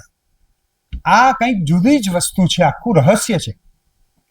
એટલે રોન્ડા બર્નનું એક સિક્રેટ નામનું પુસ્તક છે, એના 7 લાખ નકલો વેચે. બધા હજી શોધવામાં થાય છે કે આ સિક્રેટ શું છે, આ સિક્રેટ શું છે. એટલે ભગવાન કહે છે કે પહેલા તો તું કર્મ વિશે ક્લેરિટી મેળવી લે. બીજું કે મને છે ને માયકાંગલા માણસો ગમતા નથી. કૃષ્ણએ કહ્યું કે તું માયકાંગલો નથી, you are A gold medallist. અને આ તો યોગ કર્મ શું કૌશલમ, જે કર્મમાં કુશળતા પ્રાપ્ત કરી શકે. આ હોશિયાર માણસોની દુનિયા છે, સ્કિલ્ડ માણસોની દુનિયા છે. યોગ કર્મ શું કૌશલમ, કર્મમાં કુશળતા મેળવવાની. એવું નહીં કે હું ભગવાન હવે હું તો તમારા શરણે, આપણે જોઈશું ભક્તિમાં એવું એ ના પાડે. કૃષ્ણ કહે કે મારો ભક્ત હોય એવું ના. કૃષ્ણની મજા એ છે, આ ભગવાનનું આપણે આ ગીતાનો અર્થ જ એ છે ગીત, કારણ કે કૃષ્ણએ આ ગીત ગાયું છે. અને કૃષ્ણ એટલે સાહેબ તમે દરેક સિઝનમાં તમે જુઓ, દરેક ઋતુમાં જુઓ, દરેક પરિસ્થિતિમાં જુઓ, અપ ટુ ડેટ કપડાં બપડા, આમ કઈ 16 શણગાર સજીને મતલબ ફેશિયલ બેશિયલ કરાવીને યુદ્ધ કરવા ગયા હશે, બ્યુટી પાર્લર વાળાને સાથે રાખતા હશે. કાંઈ આમ બરાબર પીંછું લગાવી દેતું, મને વાંધો નહીં. ત્યાં તો હોકારા અને દેકારા ચાલતા હતા, ત્યાં એ તૈયાર થતા હતા કે કંઈ વાંધો નહીં, તો થાય, મને ખબર છે શું થવાનું છે. તો આ એટલા માટે હું કહું છું કે ઈ રાધાએ જમના જળ પર, હું કૃષ્ણને કેમ પૂજું છું કે ઈ રાધાએ જમના જળ પર ખોલ્યું સાયબર કાફે ને મોર પીંછનું છોગું પહેરી ઈમેલ એડ્રેસ હાંફે, બાઇટ બાઇટ પર કૃષ્ણ બિરાજે વેબસાઇટ વનરાવન, વાયરસ વાળા વિચાર કરતા આ રસ છે મન ભાવ. વાયરસ વાળાઓને પણ જોખા ગભરાઈ ગયા છે કે આ કેવા ભગવાન યાર, કોઈ દિવસ નિરાશ જ નહીં, જીવનમાં ક્રાઇસિસ ક્રાઇસિસ ક્રાઇસિસ. તમે જુઓ કે આપણે અહીં ચરોતરમાં તો આ વાત બહુ લાગુ પડે છે. જન્મ્યા અને તરત જ ઇલીગલ માઇગ્રેશન, બીજા દેશમાં જતા રહેવાનું, બીજી માં બીજા બાપ, નાના એકદમ અજાણ્યા પ્રદેશમાં ને તોય હસતા ને હસતા હસતા ને હસતા, કાયમ હસતા ને હસતા. અને આપણે એક સહેજ ચાહમાં ગડબડ કરી હોય એમાં તો જાણે વિશ્વયુદ્ધ ફાટી નીકળ્યું હોય એવી રીતે કે આ તો કઈ રીત છે, આવી રીતે આવી ચા બનાવે છે, હું તો થાકી ગયો તારાથી. એટલે ભાઈ 35 વર્ષથી બરાબર ચા પાય છે, આજે એક દાડો કઈ ચા બગડી ગઈ તો તને શો વાંધો પડી ગયો? પણ આપણે દરેક વાતમાં કંઈક બહાનું શોધીએ છીએ, કંઈક બીજાનો વાંક કાઢવા માટે. એટલે અર્જુનને ભગવાન એમ કહે છે કે આ યોગ કર્મ, આ યોગીઓ માટેની દુનિયા છે, જે કર્મમાં કુશળ છે એમના માટે છે. જે લોકોને બીજાના વાંક કાઢવા છે ને બીજાના વાંક કાઢીને જીવવું છે ને એમના માટે ભગવદ્ ગીતા નથી. ભગવદ્ ગીતા એક્સલન્ટ લોકો માટે છે. અને કે યોગ કર્મ શું કૌશલમ, આ જે, અને પછી એમ કે છે કે તું યાર હાર ને જીતની વાતો કરે છે કે આ હાર, આપણે હારી જઈશું અથવા જીતી જઈશું તો શું ફાયદો? હારી જઈશું તો કઈ વાંધો નહીં, સ્વર્ગ મળી જશે, પણ મરી જઈશું, જીતી જઈશું તો શું થશે? આ દુનિયા કેવી હશે? એ કે પહેલી તો આ હાર ને જીત ને બધું કાઢી નાખ. સીતાંશુનું કાવ્ય છે ને કે પલળવું અને દાજવું બે એક જ છે, એને જુદું પાડો છો એ જ પ્રોબ્લેમ છે. હાર અને જીત એ તો એક ક્ષણિક વાત છે કે લાભા લાભો જયા જય, આ બધું મનમાંથી કાઢી નાખ કે લાભ મળ્યો અલાભ મળ્યો, આ બધું વસ્તુ ક્ષણિક છે. તમારે એના માટે ઓપરા પેલી એક્ટ્રેસ છે ને એ કહે છે કે એવરીથિંગ હેઝ અ 15 minutes એજ, તમારું લોન્જિવિટી ઇઝ 15 minutes. દુનિયાની કોઈ પણ સુખ, કોઈ પણ કીર્તિ બધું 15 મિનિટ માટેનું છે. 16મી મિનિટે તમે હતા એવા ને એવા થઈ જાઓ. બધું તમે જુઓ, બધી તમને એમ થાય કે કલેક્ટર તરીકે પોસ્ટિંગ થયું તો હા 15 મિનિટ તો એવી મજા આવે, બધા લોકો આવે ને બુકે આપે ને અડધો રૂમ ભરાઈ જાય ને. પણ 16મી મિનિટ થાય ને એટલે પેલા ડેપ્યુટી કલેક્ટર આવે કે સાહેબ આ 1600 પાનાનું રાજમહેલનું જમીનનું જજમેન્ટ આવ્યું છે, એ આજ રાત સુધીમાં વાંચી કાઢવું પડશે. એ મૂકો અને તરત જ ફોન આવે કે ઓલો 289 નંબરનો પેલો NNO કેસ છે ને એમાં જરા સહી કરી દેજો.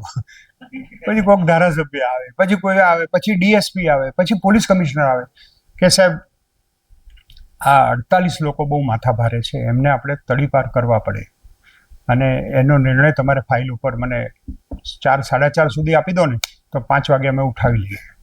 મેં બધી પોલીસ વાંધો અલા હું હજી આજે હમણાં આવ્યો છું, હજી તો ફૂલ હાર લીધા નથી. બધું 15 મિનિટ માટે છે. લાભા લાભો જયા જય. તમને એમ જય જેવું લાગે કે પરાજય જેવું લાગે, એનાથી વિચલિત ના થતા. જીવનમાં કંઈક દુઃખ આવી જાય ને તો આવે, બધાને આવે છે, કોઈ માણસ એવો નથી કે જેને નથી આવ્યું. આ ક્ષણ પણ પસાર થઈ જશે, આ ક્ષણ પણ વીતી જશે. જ્યારે પણ દુઃખ આવે ત્યારે તમે આ મંત્ર યાદ રાખવાનો કે આમાં કંઈ એવું છે જ નહીં કે જે કાયમી હોય. ભગવાન બહુ ચર્ચા કરે છે કે કાયમી શું, તો પછી કે કાયમી શું એ હું તને કહું કે કાયમી છે ને એ તારું ચૈતન્ય છે, તારો આત્મા છે. આ શરીર તો બધું ગરડું થતું જાય છે, બધા મરી જાય છે અને બધું આપણને એમ થાય કે આ માયાનું આખું ચક્ર ચાલે છે. ખરેખર તો કપડાં બદલતા હોઈએ એવી રીતે શરીર બદલવાનું હોય છે. વાંસાંસી જીર્ણાની યથા વિહાય, જાણે કપડાં જૂના થયા છે ને બીજા શરીરમાં જવાનું છે એમ જવાનું.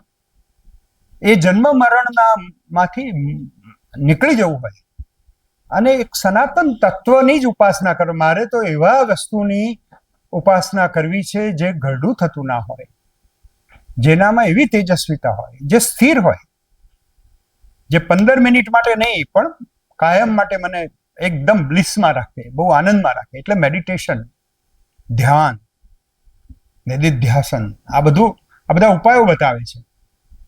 આમાંથી બહાર નીકળી જતું અને મારી સાથે સંબંધ બાદ, કારણ કે આ તો અવિદ્યોયમ, અક્લિદ્યોયમ, અચ્છેદ્યોયમ, આ અંદર જે બેઠો છે એને તો કોઈ પલાળી શકતું નથી, એને તો કોઈ કરી શકતું નથી. એ અંદરનું ચૈતન્ય તમે પામી શકો, એ અંદરના ચૈતન્યનો અણસાર પામી શકો. જિંદગી નીકળી ગઈ સાહેબ. આ બધું બહારનું તો બરાબર છે, મને મારી બોડી આપી છે, my body has a skill two perform operation, so I am a surgeon. My body has a skill to sign or take decisions, I am administrator. My intellect has a great analytical ability, so I am wealthy. I am able to multiply my wealth. That's outer thing. Inner thing is same in all of us, and that is the ultimate reality. Ultimate. આ બધું appearance છે, આ બધું appearance છે, જગત દેખાય છે. શંકરાચાર્યએ તો આનું અર્થઘટન કરવામાં બહુ મોટો સિદ્ધાંત આપી દીધો, બ્રહ્મ સત્યમ જગત મિથ્યા. બ્રહ્મ જ સત્ય છે, આ બધું જગત મિથ્યા છે. પણ આપણે બધું મિથ્યા કાલથી કહેવા ના માંડતા ને તો માથાકૂટ થશે. એટલે તમારે માનસિક રીતે કોઈ પણ વાતને બહુ ચોંટી નહીં પડવા. એટલે હંમેશા અમે જમવા બેસીએ ને ત્યારે એક શ્લોક બોલીએ છીએ કે અન્નપૂર્ણે સદાપૂર્ણે શંકર પ્રાણ વલ્લભે જ્ઞાન વૈરાગ્ય સિદ્ધિર્થમ ભિક્ષામ દેહી ચ પાર્વતી. પોતાની પત્ની અથવા માને એક ક્ષણે એક પાર્વતી દેવી પીરસી રહ્યા છે અને શંકર ભગવાન પ્રાર્થના કરે છે કે અન્નપૂર્ણે સદાપૂર્ણે, તું અન્નપૂર્ણા છે, તારા લીધે બરછટ અનાજ કેવું અમૃત જેવું બની ગયું છે. અન્નપૂર્ણે સદાપૂર્ણે શંકરના પ્રાણને આનંદ આપનારી હે પાર્વતી, શેના માટે તું મને આપ? જ્ઞાન વૈરાગ્ય સિદ્ધિ અર્થમ, મારી જ્ઞાન અને મારું વૈરાગ્ય આ બેની સિદ્ધિ મને મળે એટલા માટે ભિક્ષામ દેહી છે પાર્વતી, મને ભિક્ષા આપો. આ ભિક્ષા માગવાની છે. એટલે અમને બહુ નાનપણમાં શીખવાડેલું કનુભાઈ કે જમવા બેસો ને એટલે પ્રસાદ તરીકે જમવાનું, અને પ્રસાદ હોય ને એનો કોઈ ભૂલ ના કઢાય. એટલે તમે જુઓ કેટલા બધાના લગ્ન જીવન સુધરી જાય. એટલા આડાઅવળા સુરતમાં જાઓ ને તમે બેભાન થઈ જાઓ. એટલું બધું જમવા બાબતમાં જ 1.5 કલાક આખું ફેમિલી બેસે, આજે હું બનાવું છું. અને એટલું બરાબર છે, એનો આનંદ મળતો હોય ત્યાં સુધી બરાબર, પણ એને પછી ઇસ્યુ બનાવી દે અને પછી આ ને તે ને, અને આના માટે જ જાણે જીવતા હોય ને એવું પણ ના હોવું જોઈએ. તો આનંદ માટે જીવવાનું છે. એટલે યોગ કર્મશુ કૌશલમ અને સમત્વમ યોગ ઉચ્યતે. આ સમત્વમ લાવી દેવા કે જે છે પ્રસાદ છે, જીત છે, બહુ સારી વાત છે. આ ઈશ્વરને જે ગમ્યું તે ખરું. તમે વિચાર કરો, આપણા જૂના જમાનામાં કાળોતરી લખતા હતા. કાળોતરીમાં ઉપર સૌથી પહેલું વાક્ય લખે ઈશ્વરને જે ગમ્યું તે ખરું. પછી કે આ જે અમારા પિતાશ્રી કાળ ધર્મ પામ્યા છે કે શ્રીજીના ચરણોમાં ગયા છે, જે કંઈ લખતા હોય, મૃત્યુનું એનાઉન્સમેન્ટ આપણે ઈશ્વરને યાદ કરીને કે જે ઈશ્વરને જે ગમ્યું તે ખરું. આ ભારતીય જ્ઞાન પરંપરા છે. હું બધા એજ્યુકેશનિસ્ટને દિલ્હીમાં વાત કરતો હતો, એ લોકો IKSની નવી શિક્ષણ નીતિની ચર્ચા કરતા હતા. મેં કીધું સાહેબ, હું કલેક્ટર હતો વડોદરામાં, અને છોટા ઉદેપુરની એક વિધવા, એનો એક છોકરો આર્મીમાં શહીદ થયેલો, એના ઘેર જઈને મારે કહેવાનું હતું કે તારો એકનો એક છોકરો ગુજરી ગયો. કેવી રીતે કહેવું? 2 આદિવાસી નેતાઓને લઈને હું એમના ઝૂંપડામાં ગયો. માજી બિચારા ચૂલા આગળ બેઠેલા ને આમ તેમ. પછી અમે ધીરે રહીને વાત કરી. મેં તો આવું થયું છે, તમને બહુ દુઃખ સાથે. એટલે કે ના ભાઈ, એમાં શું, ભગવાનને જે ગમે તે ખરું. નહીં ભણેલી અભણ બાઈ, ભગવાનને જે ગમ્યું તે ખરું. આ શોક એબ્સોર્બિંગ કેપેસિટી આપણા ધર્મએ છેક સુધી ફેલાવી, એટલા માટે પરંપરા કહેવાય છે. It is not IKS, Indian knowledge system નહીં, પણ ભારતીય જ્ઞાન પરંપરા છેક સુધી પહોંચી છે.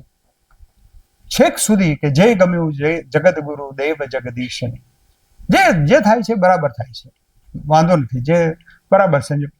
આ તમને સમત્વ આવે. આ કર્મનો આ 4 સિદ્ધાંતો બહુ અગત્યના છે.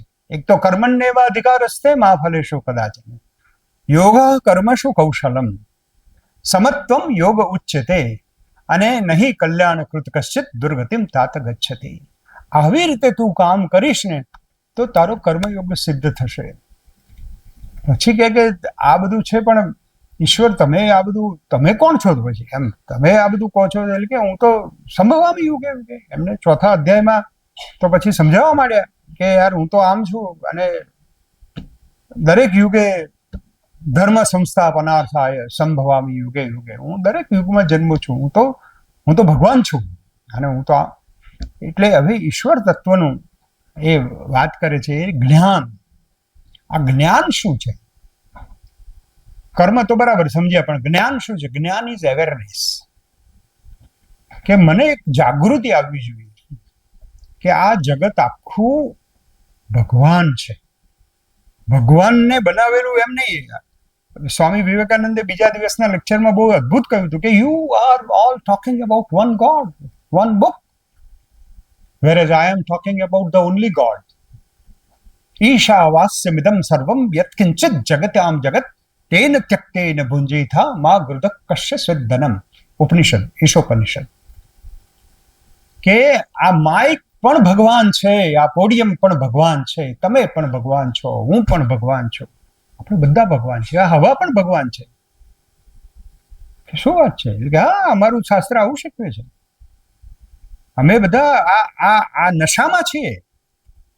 Every Hindu has this kind of presence everywhere. ભગવાન ભગવાન ભગવાન.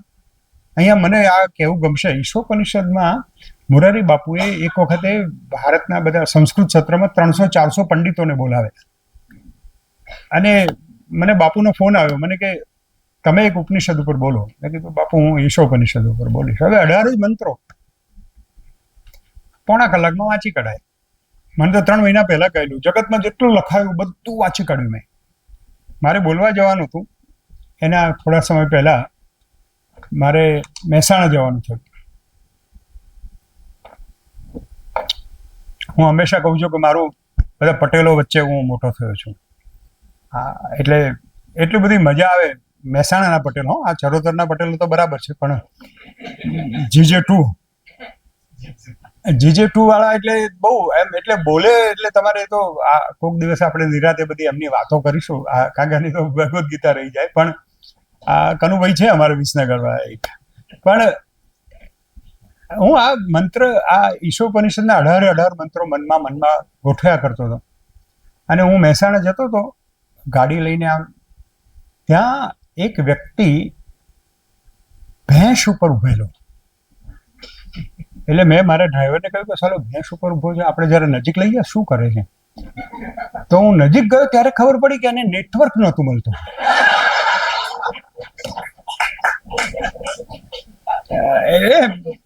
મેં મોરારી બાપુને કહ્યું કે બાપુ આ દ્રશ્ય જોઈને મને આખો મંત્ર સમજાઈ ગયો. ઈશાવાસ્યમિદં સર્વમ યત્કિંચિત જગત્યામ જગત. આ જગતમાં જે જડ ચેતન જે કંઈ છે એ બધું એક લાઈનમાં ઊભું હતું. 180 ડિગ્રી ઉપર ઉભા રહી અને કનેક્શન મેળવવા માટે ભેંસ એને કોઓપરેટ કરતી હતી. હવે આ વાતની કુરિયન સાહેબને ખબર નથી કે ભેંસના વિવિધ ઉપયોગો આ ડિજિટલ યુગમાં આ નેટવર્ક પકડવામાં થશે. આ મહેસાણાના પટેલ જ કરી શકે ભાઈ. આ બીજે કોઈ પ્રજાની તાકાત જ નથી. એટલા બધા ઇનોવેટિવ. એટલે અને પેલી ભેંસ જે રીતે કોઓપરેટ કરતી હતી, આપણને એમ લાગે સગી હશે કે શું, કાં તો ભણેલી હોવી જોઈએ અથવા બે સરખા અભણ હોવા જોઈએ. એટલે જે આખું સાહિત્ય રચાયેલું, અને એટલા પછી મને એટલે એના ઉપરથી આખી વાત મેં ડેવલપ કરી કે આ ઉપનિષદ આપણને એ શીખવે છે કે ઈશાવાસ્યમિદં સર્વમ. આ જગતમાં દરેકમાં ઈશ્વર જોવો એ એક તાકાત, એક વિઝ્યુલાઇઝેશન એ કેળવવાની છે. આ ઉપનિષદનો હેતુ આ જ છે, બીજો કોઈ છે જ નહીં. Visualising power. કે હું એટલા માટે અમારા પ્રોફેસર ડૉક્ટર ભગવતી પ્રસાદ પંડ્યા એ હંમેશા એમ કહે કે જે માણસ વેદાંત ભણેલો હોય ને એની સોશિયલાઇઝેશન જબરું તરત જ થઈ જાય. કારણ કે તમને એમ જ લાગે કે આ મારો ભાઈ જ છે, આ મારી બહેન છે, આપણે જુદા છીએ જ નહીં. 15 મિનિટમાં તો તમને એમ લાગે કે આ તો આપણા ઘર જેવું જ છે. ઘણી શિક્ષિકાઓને એટલે અમે જોકમાં કહેતા હતા કે અમે આ કન્યા કેળવણીમાં જઈએ ને એટલે મોદી સાહેબને બધા કહે કે ભાઈ તમે એવું કરો કે બાળક ઘેર જવા માટે જેવી રીતે દોડતો જાય છે ને એવી રીતે સ્કૂલમાં દોડતો આવે. એટલે કે ઘરનું વાતાવરણ ઊભું કરો એકદમ. એના લીધે અમુક શિક્ષિકાઓ શાક લઈને જવા માંડી. ઘરનું વાતાવરણ લાગે બાળકને. એટલે એટલે આ આપણે સાવધાન રહેવું પડે કે આમાં આ લઈ ક્યાં રહ્યા છે આ. તો આખી આ જે વાત છે માણસને સમજવાની કે યત્કિંચિત જગત આમ જગત, આ જગતમાં જે કંઈ છે એ ઈશ્વર છે. એ ભાવ આવે એ જ્ઞાન છે. જ્ઞાન છે ને એ અવેરનેસ છે. જ્ઞાન ઇઝ અવેરનેસ. અને એટલા માટે 15મા અધ્યાયમાં એક બહુ મોટી વાત લખી છે કે મમૈ વાંશો જીવ લોકે જીવભૂત સનાતન. આ જગતમાં જેટલા જીવો ચાલે છે, આવે છે, ફરે છે, એ બધામાં હું એક અંશ તરીકે છું. ભાગવતમાં એક શ્લોક આવે છે, what is the difference between me and my dad body. અહીં મારી ડેડ બોડી સૂતી હોય અને હું, એમાં શું ફેર છે?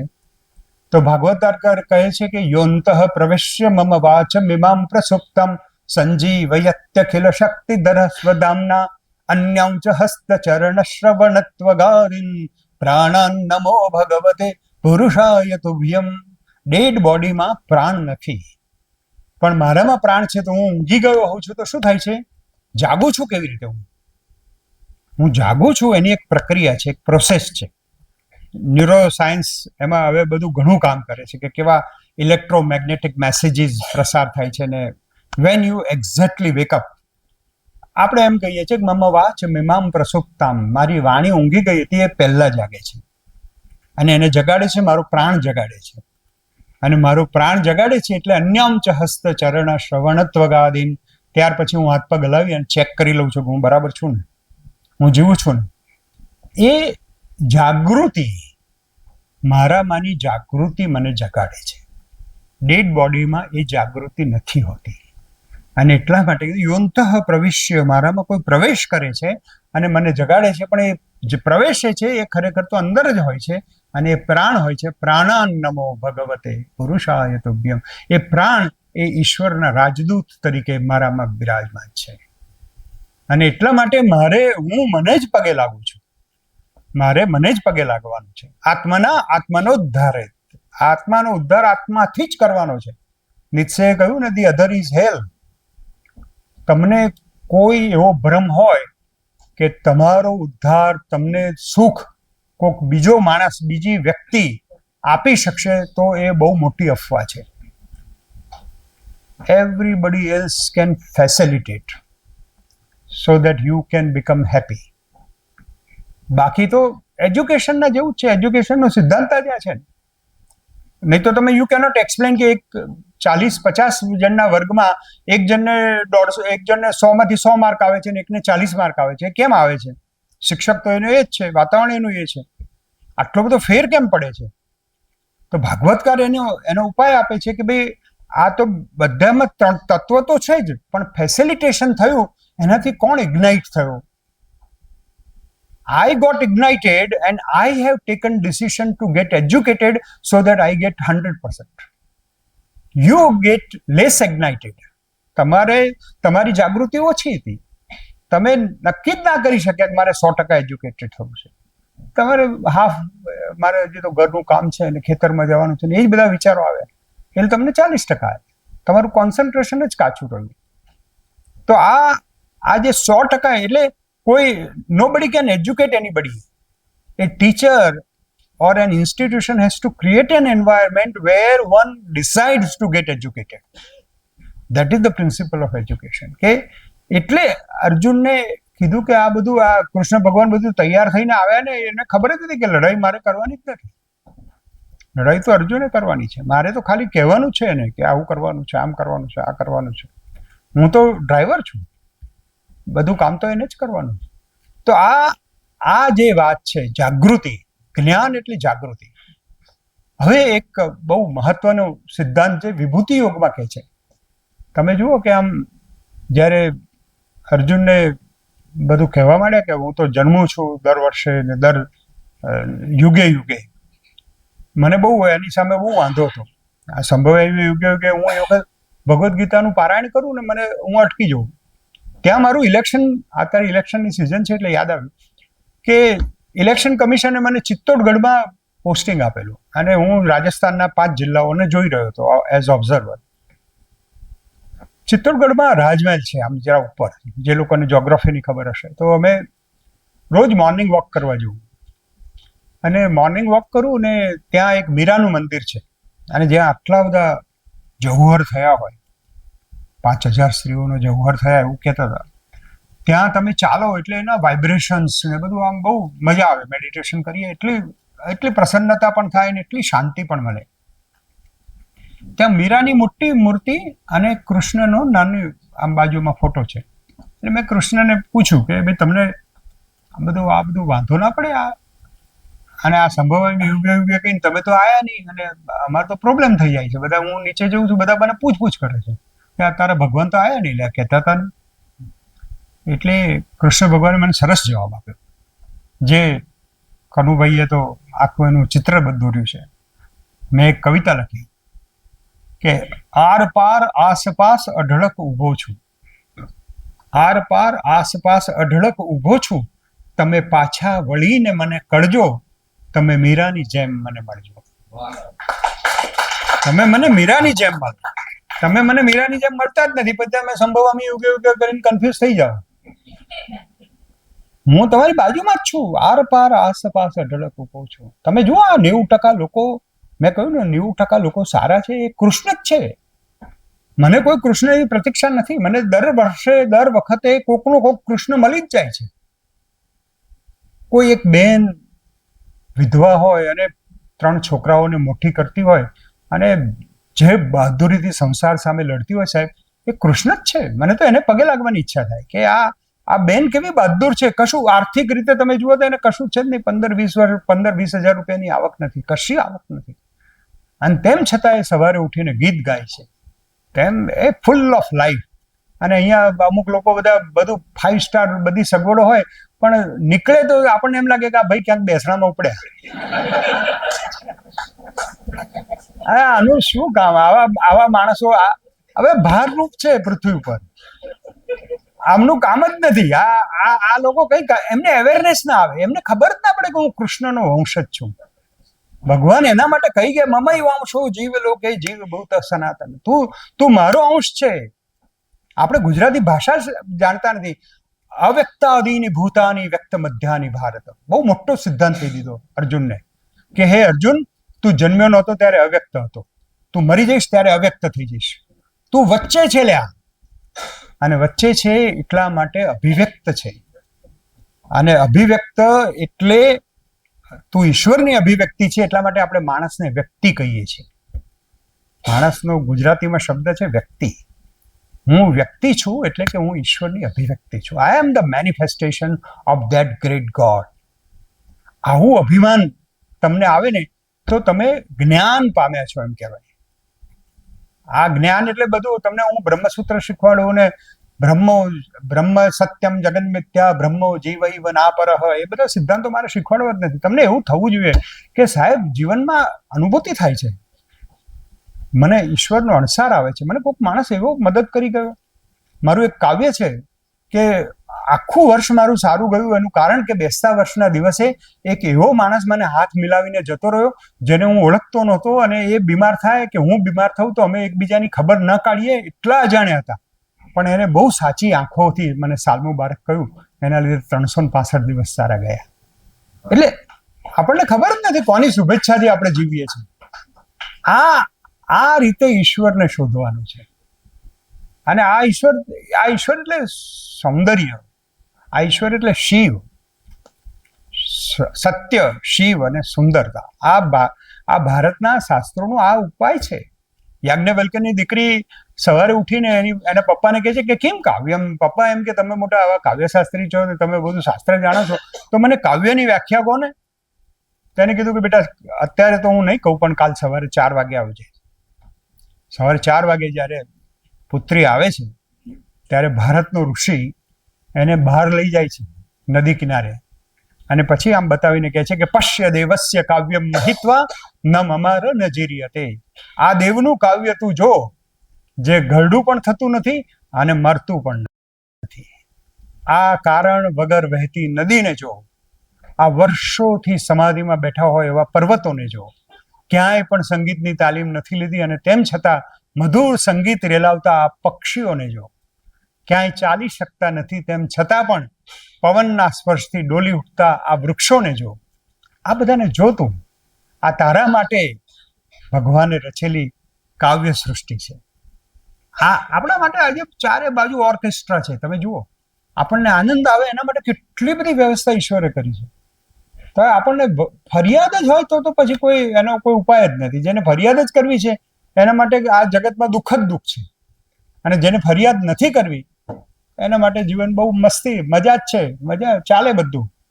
હવે મારે એક ઓફિસમાં એક માણસ બપોરે 2:30 વાગે આવ્યા. મેં કીધું યાર તમે સામાન્ય તમે યુ આર વેરી પર્ટિક્યુલર, તમે કેમ લેટ આવ્યા આજે? મને તો પેલા સુપ્રિન્ટેન્ડન્ટે રિપોર્ટ કર્યો કે સાહેબ આ તો આટલું 11 સાડા 11 સુધી આવે તો સહી કરવા દે, પણ પછી તો બધું આવી જાય મારી પાસે.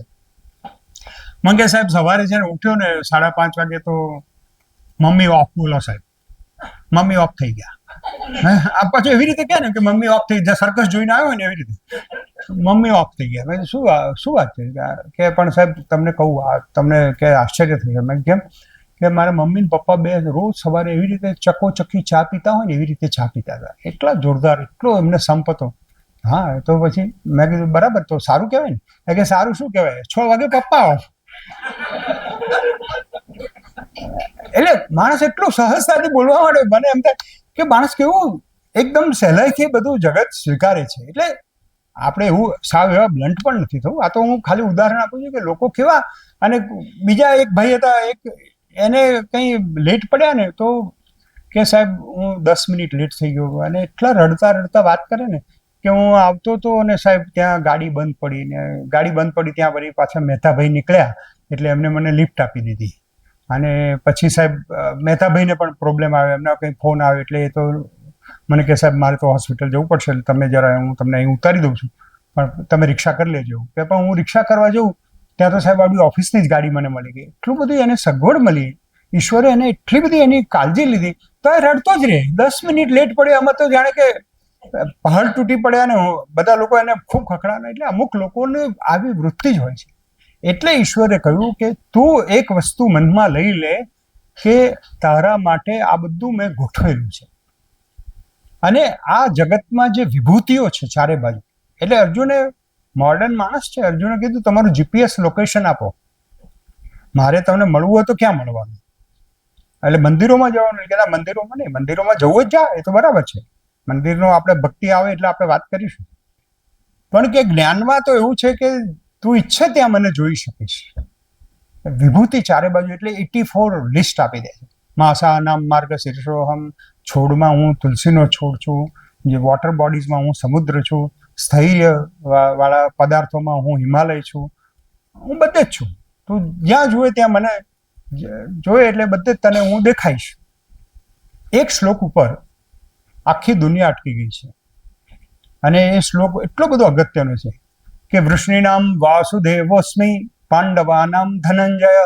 એમ કે છે કે હું પાછો શું છું કે વૃષ્ણિનામ વાસુદેવોસ્મિ, યાદવોમાં હું વાસુદેવ કૃષ્ણ છું, અને પાંડવોમાં હું અર્જુન છું.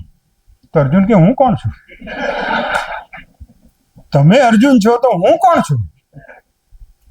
એટલે મને યાદ આવે, તમે રવિશંકર રાવલ ગેલેરીમાં જોયું, અમે ગેલેરી નવા શરૂ કરીને એક બેન આવેલા અને એટલું બધું બૂમાબૂમ કરે, એટલી જોર જોરથી બોલે, તમે ભાગ્યેશભાઈ અહીંયા આવો, અહીંયા આવો. મેં તો હા બોલો બેન, શું કંઈ પ્રોબ્લેમ? અરે તમે આ બધા આવી સ્ત્રીઓના ફોટા રાખો છો, અહીંયા માધુરી દીક્ષિતનો ફોટો હોવો જોઈએ ને આ હોય છે ને, આ બધી એક્ટ્રેસોના નામ બોલવા માંડ્યા. મને તો આવડે પણ નહીં એટલા બધા. એટલે મેં કીધું બેન, એટલે કે તમને એસ્થેટિક્સ નથી, કે તમને એસ્થેટિક સેન્સ નથી. મેં કીધું બેન તમે સહેજ આગળ આવો, તમે જેની સામે જુઓ છો એ તો મિરર છે. તમે સહેજ આગળ આવો તો તમને ખબર પડશે કે અમારી એસ્થેટિક સેન્સ શું છે. આપણને એટલે અર્જુનને ભગવાને આમ દર્પણ ધરી દીધું કે હું અર્જુન છું. અર્જુન કે તો હું કોણ છું? અને એનો જવાબ છે કે હું અને તું એ બ્રહ્મ છે, આપણે બે એક જ છીએ. This is the culmination. એકદમ આ ઈશ્વરે પોતાની ઓળખ આપી દીધી કે તું ને હું બે જુદા નથી. આ તું જુદા મારે તમને આમ કરીને આમ જ જોવા પડે ને આમ જ, એવું કંઈ છે જ નહીં. ઈશ્વર કયા સ્વરૂપમાં આવવાના છે એ અવેરનેસ તમને આવી જાય તો આ જ્ઞાન આવી ગયું છે. ધીસ ઇઝ ધ જ્ઞાન યોગ. અને પછી આપણે 10મા અધ્યાયમાંથી પસાર થઈ રહ્યા છીએ.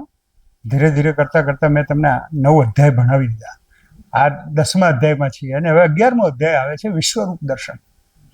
એમ કહે છે કે હું તને મેનિફેસ્ટેશન કરીને બતાવું તને કે હું કોણ છું. અને ઈશ્વર એકદમ પોતાનું મોટું રૂપ બતાવે છે. આ શું છે કે ઘણા લોકો કહે કે તો સાહેબ તમે બતાવો, કે મારી તાકાત નથી, તો એ તો અવતાર હતો. અવતાર હોય એટલે કોઈનામાં બહુ જ શક્તિ હોય. આપણે એક માણસોમાં, અમુક માણસોમાં જોઈએ એટલી બધી, આપણા મોદી સાહેબ જે કામ કરે તમને એમ લાગે ક્યારે સૂતા હશે, ક્યારે શું કરતા હશે. એવા અનેક લોકો છે, એવા અનેક લોકો. અમારા શેલજ સાહેબ હતા, એડિશનલ ચીફ સેક્રેટરી. હું GIIC તો કનુભાઈ આમ ખબર ના પડે તમને, હી વોઝ ધ ચેરમેન. અને અમારા 7 ચાર્ટર્ડ એકાઉન્ટન્ટ ને અમે લોકો બધા બોર્ડ મિટિંગમાં જઈએ તો ચેરમેન સાહેબ આમ ખોલે નહીં. 254 પાનાનો એજન્ડા હોય પણ આમ ખોલે નહીં ને તરત જ પેલા GM ફાઇનાન્સ ને કે તમે MBA ક્યાંથી કર્યું? કે સાહેબ IIM અમદાવાદ. અચ્છા, ઓપન પેજ નંબર 64. તમે જે રેશિયો કાઢ્યો છે એમાં તો ભૂલ છે. કે તમે એન્જિનિયરિંગ ક્યાંથી કર્યું? કે સાહેબ LD. અચ્છા, તમે જરા એનો પ્રોજેક્ટ રિપોર્ટ ખોલો ને, પાન નંબર 214. આપણને એમ લાગે કે માણસ ગજબ યાર. મેં 2 દિવસ પહેલા તો એજન્ડા એમને મોકલ્યો હતો અને અત્યારે તો આ માણસ એકદમ બધું જ વાંચીને આવી ગયા અને ધડાધડ. પછી આમ તમે જુઓ ને, અમે તો પછી જિજ્ઞાસુ થઈને પૂછીએ સાહેબ કે તમે જુઓ બધા પાના વાળેલા છે, જ્યાં જ્યાં ભૂલો છે.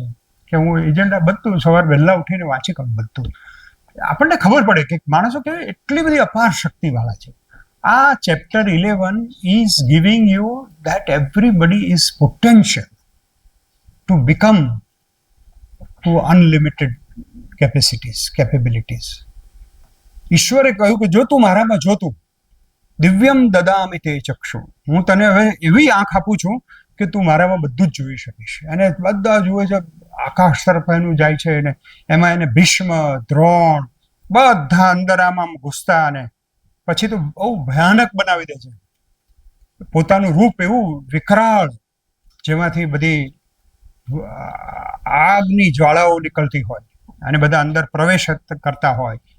છુર્ણઈ એમ કે છે કે આમ દાંતમાં ભીડીને આમ હાડકા આમ કાડ બોલતા હોય ને એવું બધું બતાવે છે. એટલે માણસને આમ ગભરામણ થઈ જાય. હોરર ફિલ્મ જોતા હોય ને એનાથી પણ જુદા પ્રકારનું. અને એટલું બધું અજવાળું થઈ ગયું. ઓપેનહેમરને કહ્યું કે જ્યારે હિરોશીમા ઉપર બોમ્બ નાખ્યા અને ત્યારે જે અજવાળું થયું ત્યારે એને એમ કહ્યું હતું કે મને ભગવદ્ ગીતાનો 11મો અધ્યાય યાદ આવી ગયો. એને એમ કહ્યું કે સહસ્ર સૂર્યોનું અજવાળું હોય એવું અજવાળું આવ્યું. એવું અજવાળું વિશ્વરૂપ દર્શન કરાવતી વખત કર્યું. એટલે વિશ્વરૂપ દર્શન એ basically to understand your capacity. You have unlimited capacity. ભગવાન આ કહે છે કે તારામાં અનલિમિટેડ શક્યતાઓ છે. You are a bundle of possibilities. તું તારામાં તાકાત કેટલી બધી છે એ તારે પોતાને અજમાવવાનું છે. તું જ મહેનત કરવા માટે. You can be anybody. એમાં ડેલ કાર્નેગી વાંચવાની જરૂર નથી. 11મો અધ્યાય જોવાથી આપણને ખ્યાલ આવે કે આહા, જે ઈશ્વર આપણા જેવા લાગતા હતા 2 કલાક પહેલા કે 20 મિનિટ પહેલા કે 15 મિનિટ પહેલા 10મા અધ્યાયમાં, એ અત્યારે એકદમ જુદા સ્વરૂપમાં દેખાય છે. તો આ જ્ઞાન આપણને મળે છે. અને પછી 11મા અધ્યાયમાં, એટલે હું એમ કહું છું કે આ મોડર્ન કેમ છે કે આ નાવ, હાઉ એન્ડ વાવ નું આ શાસ્ત્ર છે.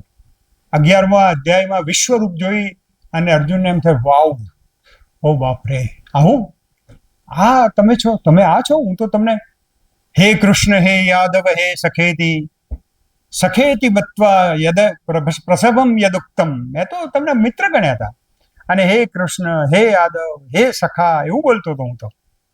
એટલે કે મને તો ખબર ન ઓળખ્યા ભગવંતને, અમે અપરાધી કાંઈ ન સમજ્યા, ન ઓળખ્યા ભગવંતને.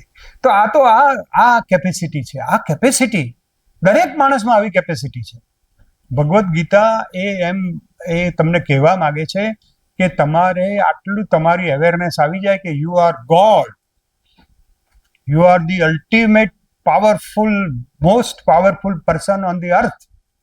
You have to realize it. તમે રિયલાઇઝ ના કરતા હો તો એ તમારી આળસ છે.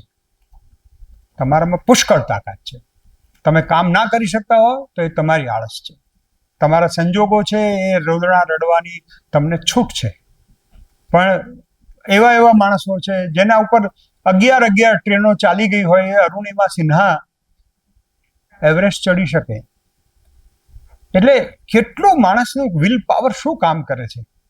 તો આ 11મો અધ્યાય એ માણસને બિલકુલ ટ્રાન્સફોર્મ કરી દે છે. આ જ્ઞાન છે અને જ્ઞાન ઇઝ અવેરનેસ. પણ આ એકલા જ્ઞાનથી નહીં ચાલે, એકલા કર્મથી પણ નહીં ચાલે. You have two surrender. તમારામાં નમ્રતા હોવી જોઈશે અને એ ભક્તિ આ નમ્રતા શીખવાડે છે. આપણે જે ધાર્મિકતા ચારે બાજુ જોઈએ છે ને એમાં ભક્તિનું તત્વ વધારે છે. એ લોકો જ્ઞાન કે કર્મનું સિદ્ધાંત બહુ ઓછો સમજાવે છે. ક્યારેક સમજાવે છે, ક્યારેક નથી સમજાવતા. ભક્તિ એ તમને એકદમ સરેન્ડર કરવાનું કહે છે કે આ બધું ભગવાને જ, કદાચ ભગવાન 5 વખત પ્રિય શબ્દ વાપરે છે. મને આવો ભક્ત પ્રિય છે. કેવો? અનપેક્ષ સુચિર દક્ષ. અપેક્ષા ના હોય મારે પાસેથી, શુચિ હોય, પવિત્ર હોય અને દક્ષ હોય અને હોશિયાર હોય. કશું આવડે નહીં અને પછી ભગવાન આગળ જઈને રડો તો ના ચાલે. આ કૃષ્ણ ભગવાન છે ને એ અર્જુનનો ભગવાન છે, માય કાંગલાવાનો ભગવાન નથી. મેં શરૂઆતમાં પણ કહ્યું, if you are not skilled don't come to Krishna. Krishna કે આપણે અપ ટુ ડેટ એક લેવલથી વાત કરવાની. અનપેક્ષા, કોઈ અપેક્ષા વગર મારી સાથે આવો. શુચિ, પવિત્રતા હોય તો કંઈ ખૂન કરીને આવો ને એમ કહો મને બચાવ્યો, મામેઘમ શરણમ પ્રજમ અહમ ત્વામ સર્વ પાપેભ્યો. ના, એવું નહીં ચાલે. અને સુચિર દક્ષ, હોશિયાર પણ હોવાની. આ બધું હશે તો યહ પશ્યતિ સ પશ્યતિ. તું બધામાં મારું જો. મેં કર્યું છે એમ માની લે, ઈશ્વરે કર્યું છે અને હું તો નિમિત્ત માત્રમ ભવ સવ્ય સાચી. 11મા અધ્યાયમાં એક મંત્ર આપી દે છે કે આ જ આનો સાર છે. જો આ વાત થશે તો ભગવાન તમને એક એવી શક્તિ આપી દે છે. ભક્તિમાં ઇમોશનલ સ્ટેબિલિટી આવી જાય, કારણ કે તમે જે કંઈ હોય ઈશ્વરને અર્પણ કરો છો. એ ભાવથી તમે કામ કરશો તો તમને કોઈ દિવસ એનું વજન નહીં લાગે. અને આ ભક્તિ યોગ એ સરેન્ડરનો યોગ છે. મેં અગાઉ કહ્યું કે આ કોમ્બો છે. એકલો કર્મ કરો તો રોબોટ થઈ જશો, એકલું જ્ઞાન હશે તો શુષ્ક થઈ જશો, એકલા ભક્તિ હશે તો વેવલા વેડા કે ભક્તિ વેડા પણ થઈ જાય.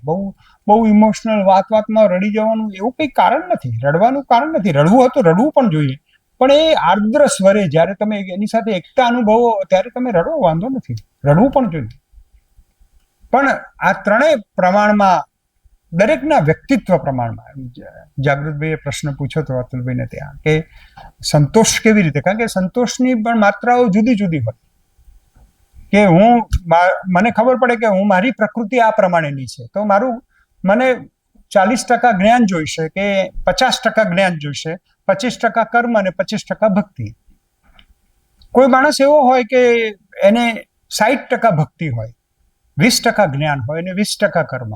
એવું પણ બને. એટલે તમારું પ્રકૃતિ આંતિ ભૂતાની, તમારી જે પ્રકૃતિ હોય એ પ્રમાણે તમારું જીવન તમારે ગોઠવવું પડે. તમારે જ ડ્રાઈવ કરવાનું છે. You have two seat in the driver seat. અને આ થશે તો પછી નષ્ટો મોહ સ્મૃતિ લબ્ધા. તો તમને બરાબર ખ્યાલ આવી જશે કે હવે હું બરાબર, મારા હાથમાં સ્ટીયરિંગ આવી ગયું છે ને I will be able to drive my cart of life. તો આ ભગવદ્ ગીતા એ લાઈફની એકદમ, હું એવું કહું છું કે શ્રી કૃષ્ણ અથવા ભગવદ્ ગીતા એક એવું સિમ કાર્ડ છે જે તમને કનેક્ટ કરવા માટે ડિસ્કનેક્ટ કરે છે.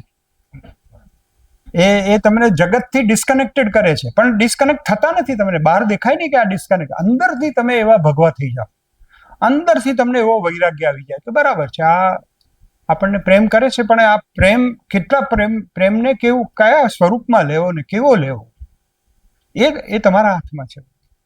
તો આ જગતનામાં રહ્યા પછી પણ તમે નિર્લેપ રહીને કર્મ કરો, પણ કર્મની આસક્તિ સિવાય, અને આ બહુ મોટી સિદ્ધિ મળે તો પણ આ મારી સિદ્ધિ નથી, આ તો ઈશ્વરનો પ્રસાદ છે, એવા ભાવ સાથે જાઓ. અને એટલા માટે 17મા અધ્યાયમાં ઓમ તત્સદ એ પ્રાર્થના કરવાની, અને પછી એનાલિટિકલ એબિલિટી વધારાવડાવે છે. 14મા અધ્યાયથી પછી એનાલિટિકલ એબિલિટી આપણે વધારો, કે લેટસ એનાલાઇઝ કે આમાં સાત્વિક શું છે, રાજસિક શું છે, તામસિક શું છે, અને એ પ્રમાણે તમે સાત્વિક થવા પ્રયત્ન કરો. આપણે બધા રાજસિક હોઈએ લગભગ, those who are in career, એમને બધાને એમ થાય કે આપણે, પણ એમાંથી સ્લીપ થઈ જાઓ, તમે સરકી પડો, તમારી અધોગતિ થાય અને તામસિક થઈ જાઓ તો પ્રોબ્લેમ છે. સાત્વિક થઈ જાઓ તો તમે મસ્તીમાં આવી જાઓ. અને મોટા ભાગના લોકો સાત્વિકમાં જવા પ્રયત્ન કરે છે, ઘણા બધા સફળ પણ થાય છે, અને એના લીધે તો જગત શાંતિમાં બેઠું છે. એટલા માટે તો આપણે બધા આનંદથી જીવી શકીએ છીએ. નાની નાની બાબતોમાં આપણને આનંદ આવે છે. તમે જુઓ, આપણને એમ થાય કે આ તો બધા કેવો, પણ ગરીબ લોકો હોય કે સામાન્ય લોકો હોય કે બધા કશું ના હોય તો એ મજા કરતા હોય. એટલા બધા કંઈ આનંદની કોઈ વાત જ નથી. બધી દરેક કોઈ કારણની જરૂર નથી હોતું. નાની નાની બાબતોમાં બધા હસતા હોય છે, નાચતા હોય છે. આપણે તો એમ કહીએ છીએ કે આપણે જેમ માણસ ભણે છે ને એમ કૃત્રિમ થતો જાય છે. તમે જુઓ, અભણ માણસ હશે એને નાચવામાં કોઈ વાર નહીં લાગે. આપણે નાચીએ છીએ અત્યારે 42 ડિગ્રી આટલું ગરમીમાં પણ લોકો વરઘોડા કાઢે છે ને. ત્યારે એક ભાઈ હતા, એનઆરઆઈ હતા, આટલે 45 ડિગ્રીમાં પાછું કોટ ના કાઢે અને રોડ ઉપર નાચે. મેં કીધું યાર તમે જોરદાર. મને કે મેં કીધું કોટ તો કાઢી દે. કે સાહેબ કોટ કાઢી નાખીએ, કોઈને ખ્યાલે નહીં આવે કે એનઆરઆઈ છે. અરે શું, શેના માટે એનઆરઆઈ. મેં મારા એક હાસ્ય લેખમાં લખ્યું હતું કે બેસતા વર્ષના દિવસે હું મારા એક અંડર સેક્રેટરીના ઘેર સાલ મુબારક કહેવા ગયો. પછી એક બીજા ડેપ્યુટી સેક્રેટરી, હવે ડેપ્યુટી સેક્રેટરી ઉપર કહેવાય ને અંડર સેક્રેટરી નીચે કહેવાય, તો એટલે ડેપ્યુટી સેક્રેટરી ઘરની અંદર તૈયાર થઈને બેસી રહેલા. મેં કીધું બાપુ 10 વાગે હજી તમે નીકળ્યા નથી? મને કે સાહેબ પેલો ગાંડો જુઓ, સંસ્કારો કેવા થઈ ગયા. મેં કેમ, શું થયું? કે પેલો અંડર સેક્રેટરી છે એને મારે ઘેર આવવું જોઈએ ને, એ હજી આવ્યો જ નથી, એટલે હું બેસી રહ્યો છું ઘેર. માણસોને એટલા બધા ઈગો, નાનું મામલતદાર થયા હોય તો એ સાંકળેથી બાંધવા પડે. એમ થાય કે હું તો ભગવાનથી નેક્સ્ટ છું. એટલે ભાઈ એવું કંઈ નથી આ દુનિયામાં, તમને ખબર જ નથી. દુનિયામાં એટલા બધા બહુરત્ના વસુંધરા.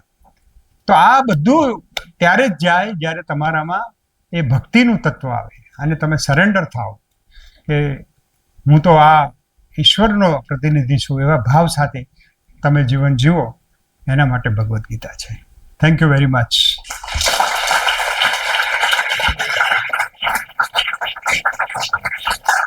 બરાબર ને? 5:15.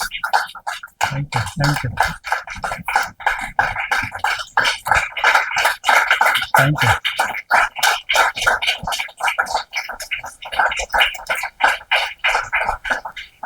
તમે કહ્યું તું એમ 90 મિનિટ. હા પણ પછી દોડાવવી પડી, કારણ કે મેં કીધું કોઈ એકાદ પ્રશ્ન લેવો હોય તો લઈશું, બાકી તો વાંધો નહીં. આઈ થિંક હા બધા લોકો સમજી ગયા હોય એવું લાગ્યું, કારણ કોઈએ બગાસું નથી ખાધું. હું તો એક સારા શિક્ષક તરીકે ક્લાસમાં બહુ ધ્યાન રાખું, કોઈ બગાસું ખાય તો આપણે બંધ કરી દઈએ. પણ ઈશ્વરની બહુ દયા છે અને આપણા ઉપર કૃપા છે કે આપણે આટલું બધું સરસ સાથે બેસી અને આવું ચિંતન કરી શકીએ છીએ. તો માનનીય અતુલભાઈનો ખૂબ ખૂબ આભાર કે તમે આ તક આપી. જાગૃતભાઈ, તમારી તો જાગૃત જિજ્ઞાસા હતી જ. અમિતભાઈ, ઉત્પલાબેન, થેન્ક યુ વેરી મચ. અને થેન્ક યુ ઓડિયન્સ. વીરતા, દક્ષતા જો હોય તો પછી કૃષ્ણ પાસે જવાની જરૂર શું છે? કૃષ્ણને જો એવા જ ભક્તો ગમતા હોય તો પછી સામાન્ય માણસ ક્યારે ભક્ત થઈ શકે? ના, એટલે સામાન્ય માણસ ભક્ત, કૃષ્ણ ભગવાનને એવા જ ભક્તો ગમે છે કે ભાઈ જ્ઞાન હોવું જોઈએ, દક્ષતા હોવી જોઈએ, વીરતા હોવી જોઈએ, સમજ હોવી જોઈએ. હા, એટલે સમજ અગત્યની છે. કદાચ વીર ના હો તો ચાલે, પણ તમારામાં સમજ હોય ને કે હું વીર નથી, મારામાં આટલી કેપેબિલિટી નથી. માની લો કોઈ માણસ અપંગ છે તો એને ખબર છે કે હું ચાલી નથી શકવાનો, પણ એ એક નમ્રતા એનામાં એક આવવી જોઈએ. મૂળ વાત સમજ છે. સમજ જ આખા ભગવદ્ ગીતાનો આ જે છે એ મેન્ટલ બ્રશ છે. તમે શરીરને રોજ સ્નાન કરાવો છો પણ મનને નથી કરાવતા. મનને જ કેળવવાની વાત છે.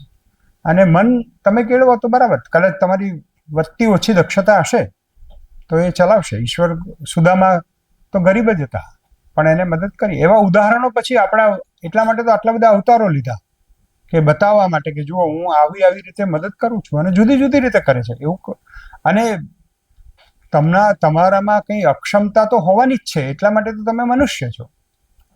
ડેકાર્તે એવું કહ્યું કે આઈ થિંક ધેરફોર આઈ એમ. અને દરેક માણસ જન્મે છે ને ત્યારથી એક તડપણ લઈને જન્મે છે. ગર્ભનાળ કાપવામાં આવે છે એની સાથે જ તમે વિખૂટા પડો છો, વિભક્ત થાવ છો તમારી માંથી. અને એ તમારી પહેલી આંખ ખુલે છે ને એટલે તમને જે દેખાય છે, જે પ્રાણી અથવા જે મનુષ્ય, એ માં છે. એટલે ધેટ ઇઝ આ મધર્સ ડે તો કાલે ગયો કે લવ એટ ફર્સ્ટ સાઇટ છે ને એ પેલી કેન્ટીનમાં નાસ્તો કરવા આવે ને છોકરી, એના માટેનું નથી. લવ એટ ફર્સ્ટ સાઇટ એ માં સાથેની આંખ મિલે છે ને એ ઈશ્વરનું પહેલું આપણને એનું ઓળખાણ થાય છે. એ પછી તડપણ કે મારે કોઈની સાથે જોડાયેલા રહેવું છે, મને કોઈએ છૂટો પાડી દીધો છે. એટલે તમે જુઓ ઈશ્વરે બધી વ્યવસ્થા કરી છે. આપણે જેમ મોટા થઈએ, તમે સ્ત્રી હો કે પુરુષ હો, કે સ્ત્રી હોય તો એને કોઈ સખા જોઈએ, કોઈ લાઈફ પાર્ટનર જોઈએ, મોટા થઈએ ત્યારે કોઈ બાળક જોઈએ કે જે આપણને એમ લાગે કે આપણે એકલા નથી. એટલે જ્યારે તમે અક્ષમ હો અથવા સક્ષમ ના હો ત્યારે તમને કોઈક માણસ તમારી પાસે આવીને ઊભો રહે ને, એમાં પણ તમે કૃષ્ણ જોઈ શકો. એટલે ભગવાને આ તો અર્જુનની કેટેગરી એક હતી, પણ નીચેની કેટેગરી હોય, કશું ભણેલા ના હોય એવા લોકોને પણ ઈશ્વરે પરચા આપે જ છે. એટલે બધું સહેલું લાગ્યું, ખાલી પેલું જમતા વખતે ધ્યાન રાખવાનું કીધું એ અઘરું છે. જ્ઞાન વૈરાગ્ય સિદ્ધ્યર્થમ. કારણ કે એ તો જ્ઞાન તો તમે આટલું બધું જ્ઞાન મેળવો તોય પણ પાછા સ્લીપ થઈ જાઓ. અને વૈરાગ્ય તો સૌથી અઘરું છે. હું તો આપણે કોઈની ટીકા નથી કરતા, પણ બધા સંસાર છોડેલા લોકોને પણ તમે જુઓ ને, ઘણી વખત તો મને એવું લાગે છે કે એમને આપણા કરતા વધારે મોહમાં આવ્યા છે. આપણે એના કરતા બધું છોડી દઈએ છીએ. આપણને કઈ પ્રોબ્લેમ નથી થતો. આપણને એમ થાય કે બરાબર આ આપણું નથી, અથવા આપણને કઈ એવો મોહ પણ ના થાય કે લોભ પણ ના થાય કે કોઈ એવું આકર્ષણ પણ ના થાય કે આપણે કઈ આપણે એટલે સંસારી તરીકે આપણે કેટલીય વાતોમાં આપણે સાવધાન થઈ શકીએ છીએ. અને આપણને મોહ ઓછો હોય છે અથવા કોઈ અપેક્ષા નથી હોતી, જે સંસાર છોડનારા લોકોમાં નથી હોતી. ઘણી બધી વખત ઘણા લોકો એકદમ પવિત્ર ને બહુ મજા આવે. એટલે ઇટ ઓલ ડિપેન્ડ્સ. એટલે વૈરાગ્ય ને સિદ્ધિ મેળવવી એ પણ ધીરે ધીરે આવે, એકદમ નહીં આવે. તો અઘરું છે. એ તો આપણા છોકરાઓ જ મહેનત કરીને આપણને છોડાવશે. પેલા કહ્યું છે ને કે જેને કોઈ ના પહોંચે એને એનું પેટ પહોંચે. એટલે બધા તમે જોજો, બધા બહુ જ સારા હોય ને, ચારે બાજુ માણસ આખી દુનિયાને કોન્કર કરી શકતો હોય ને, એને પછી એના જ માણસો હેરાન કરે. એટલે તો આ ભગવાને જે માયા રચી છે ને, એક બહુ મોટો પ્રપંચ છે. એટલે કોઈ અભિમાન કરવા જાય એટલે થાક લઈને એના પંક્ચર પડી જાય, અને કંઈક નું કંઈક એવું આવી જાય, આપણને એમ લાગે કે આ તો જો એનો પતંગ તો કપાતો જ નથી. પણ એવું હોય જ નહીં. એ તો કાપવા વાળો ઝાડ ઉપર ઉભો જ હોય કે આવવા દો, આટલે સુધી તો આવવા દો, પછી જોઈએ છે. અને થાય છે જ, તમે જોજો. અને આપણે ઇવન સમાજશાસ્ત્રી તરીકે તમે એવું જોતા હશો કે અત્યારે 25 કુટુંબો આમ હોય તો 10 વર્ષમાં આ 25 કુટુંબ આમ જશે અને બીજા 25 આવશે. એટલે સમાજ આમ ચાલ્યા જ કરતો હોય છે. એટલે આજે જે આપણે મેનેજમેન્ટમાં શીખવીએ છીએ કે ફોર્ચ્યુન 500માં જે લિસ્ટ હતું 1960માં કે 1980માં, એ 2000માં અદ્રશ્ય થઈ ગયા. અને અત્યારે 2023માં સાવ નવી કંપનીઓ છે અને બધા છોકરડાઓ છે. 35-40 વર્ષના છોકરાઓ બધું એવું સાહસ કરીને, એટલું ઇનોવેશન કરીને કરે છે કે આપણે ચકિત રહી જઈએ. એટલે એ તો આ ઈશ્વરની એ તો મજા છે. અને God has complicated so much કે આપણે આખી જિંદગી એને ઉકેલવા માટે છે.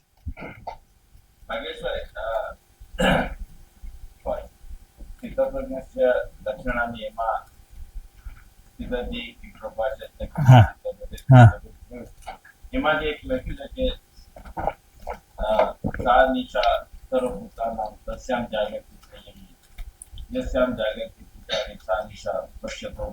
તો એનું એક્ઝેક્ટલી હા, એટલે બહુ સરસ આ વાત છે ને કે યા નિશા સર્વભૂતાનામ એ તસ્યામ જાગૃતિ સંયમી. સંયમી માણસ છે એટલે આ છે ને એક સિમ્બોલ પણ છે કે જ્યારે બધા લોકો ઊંઘતા હોય છે ત્યાં સંયમી માણસ જાગતો હોય છે. એટલે તમે વિચાર કરો, જ્યાં તમે સ્લીપ થવાના હો, જ્યાં બધા માણસો ગોથું ખાઈ જાય ત્યાં સ્થિતપ્રજ્ઞ માણસ એકદમ સાવધાન થઈ જાય છે.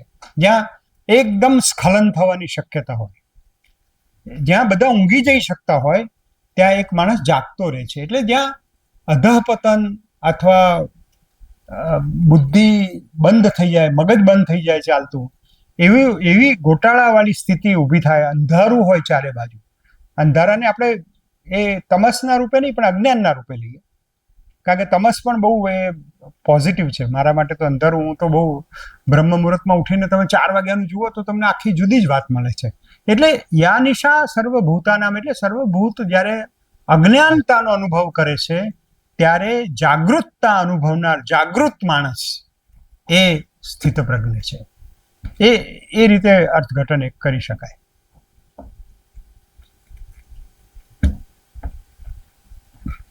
થેન્ક યુ વેરી મચ, અને આપણે મળતા રહીશું. આઈ થિંક બધાના વતી કંઈક હું આવું બોલી શકું કે ગીતા જેવા ગ્રંથને આટલી સરળ ભાષામાં જે તમે આજેની જે વાત કરી, કદાચ પહેલી વાર અમે આટલી સરળ ભાષામાં મેં સાંભળ્યું છે. અને આપણું ઇન્વિટેશન ગયું હતું ગઈકાલે. હું એકચ્યુઅલી ગિલ્ટી ફીલ કરતી હતી કે ખરેખર 42 ડિગ્રીમાં આજે અમદાવાદથી બંને જણા આપણી સાથે વાત કરવા આવ્યા છે. એટલે ખરેખર વ્યક્તિગત રીતે પણ હું તમારો આભાર માનું છું. અને નેક્સ્ટ ટાઈમ અમે તમને કયા વિષયને લઈને બોલાવીએ હું વિચારું છું કે ભાઈ એડવાન્સ લેક્ચર ઓન ગીતા માટે બોલાવીએ, કે તમને કવિતા પઠન માટે બોલાવીએ, કે કોઈ હાસ્યરસ માટે બોલાવીએ, કારણ કે આજે અમે બધાનો ત્રણેયનો સંગમ જોઈ લીધો છે. Thank you so much. Thank you so much ma'am. આ સાથે જ આપણે આજના કાર્યક્રમના અંતિમ ચરણમાં આવી પહોંચ્યા છે. શ્રી ભાગ્યેશ ઝા સાહેબનું પ્રવચન ખરેખર ખૂબ જ કર્ણપ્રિય અને હૃદયસ્પર્શી હતું, અને એ પણ ભગવદ્ ગીતા પર. ભગવદ્ ગીતા એ ખૂબ જ પવિત્ર ગ્રંથ છે, અને હિન્દુ ધર્મની માન્યતા અનુસાર મનુષ્યને તેના જીવન જીવવાની રાહ ચીંધે છે. એવું કહેવાય છે કે માણસના જીવનની કોઈ પણ સમસ્યાનું સમાધાન ભગવદ્ ગીતામાં છે. મનુષ્ય કોઈ પણ ગૂંચવણમાં હોય, કોઈ પ્રશ્નમાં હોય, એટલે ભગવદ્ ગીતાને સાદર નમન કરી અને રેન્ડમલી કોઈ પણ એક પાનું ઓપન કરે તો એના રાઈટ પેજ પર ફર્સ્ટ સેન્ટેન્સ હોય એમાં એ પ્રશ્નનું સોલ્યુશન એને મળી રહે, એવું મેં સાંભળ્યું છે. અને આ જ ભગવદ્ ગીતાનું જે જ્ઞાન છે એનું અનમોલ રસપાન ભાગ્યેશ ઝા સાહેબે આપને કરાવ્યું આપણા સૌને, તે બદલ ભાઈકાકા યુનિવર્સિટી પરિવાર તરફથી આપનો શુદ્ધ અંતકરણથી આભાર વ્યક્ત કરું છું. સાથે જ ઉપસ્થિત સૌ કર્મચારીગણ તથા અતિથિગણનો પણ હું હૃદયપૂર્વક આભારી છું, જેઓ આજના આ કાર્યક્રમમાં ઉપસ્થિત રહી આ અલૌકિક જ્ઞાનના આદાન પ્રદાનમાં સહભાગી રહ્યા. આજના કાર્યક્રમને શક્ય બનાવવા માટે તથા આપણા સૌને શ્રી ભાગ્યેશ ઝા સાહેબની સાંભળવાની અનમોલ તક મેળવવા માટે હું ફરી એકવાર provost madam, Atul sir, Amit sir, જાગૃત સર સૌનો આભાર વ્યક્ત કરું છું. સાથે જ આ કાર્યક્રમમાં પ્રત્યક્ષ કે પરોક્ષ રૂપે જોડાયેલા સૌ કર્મચારીગણનો તેમના કાર્યક્રમને સફળ બનાવવા માટે આપેલ યોગદાન માટે તેઓનો આભાર પણ વ્યક્ત કરું છું. જ્ઞાનના રસપાનની સાથે સાથે ચાના રસપાનની વ્યવસ્થા પણ આપણે કરેલી છે, તો તેને માન આપવા સૌને વિનંતી. Thank you so much.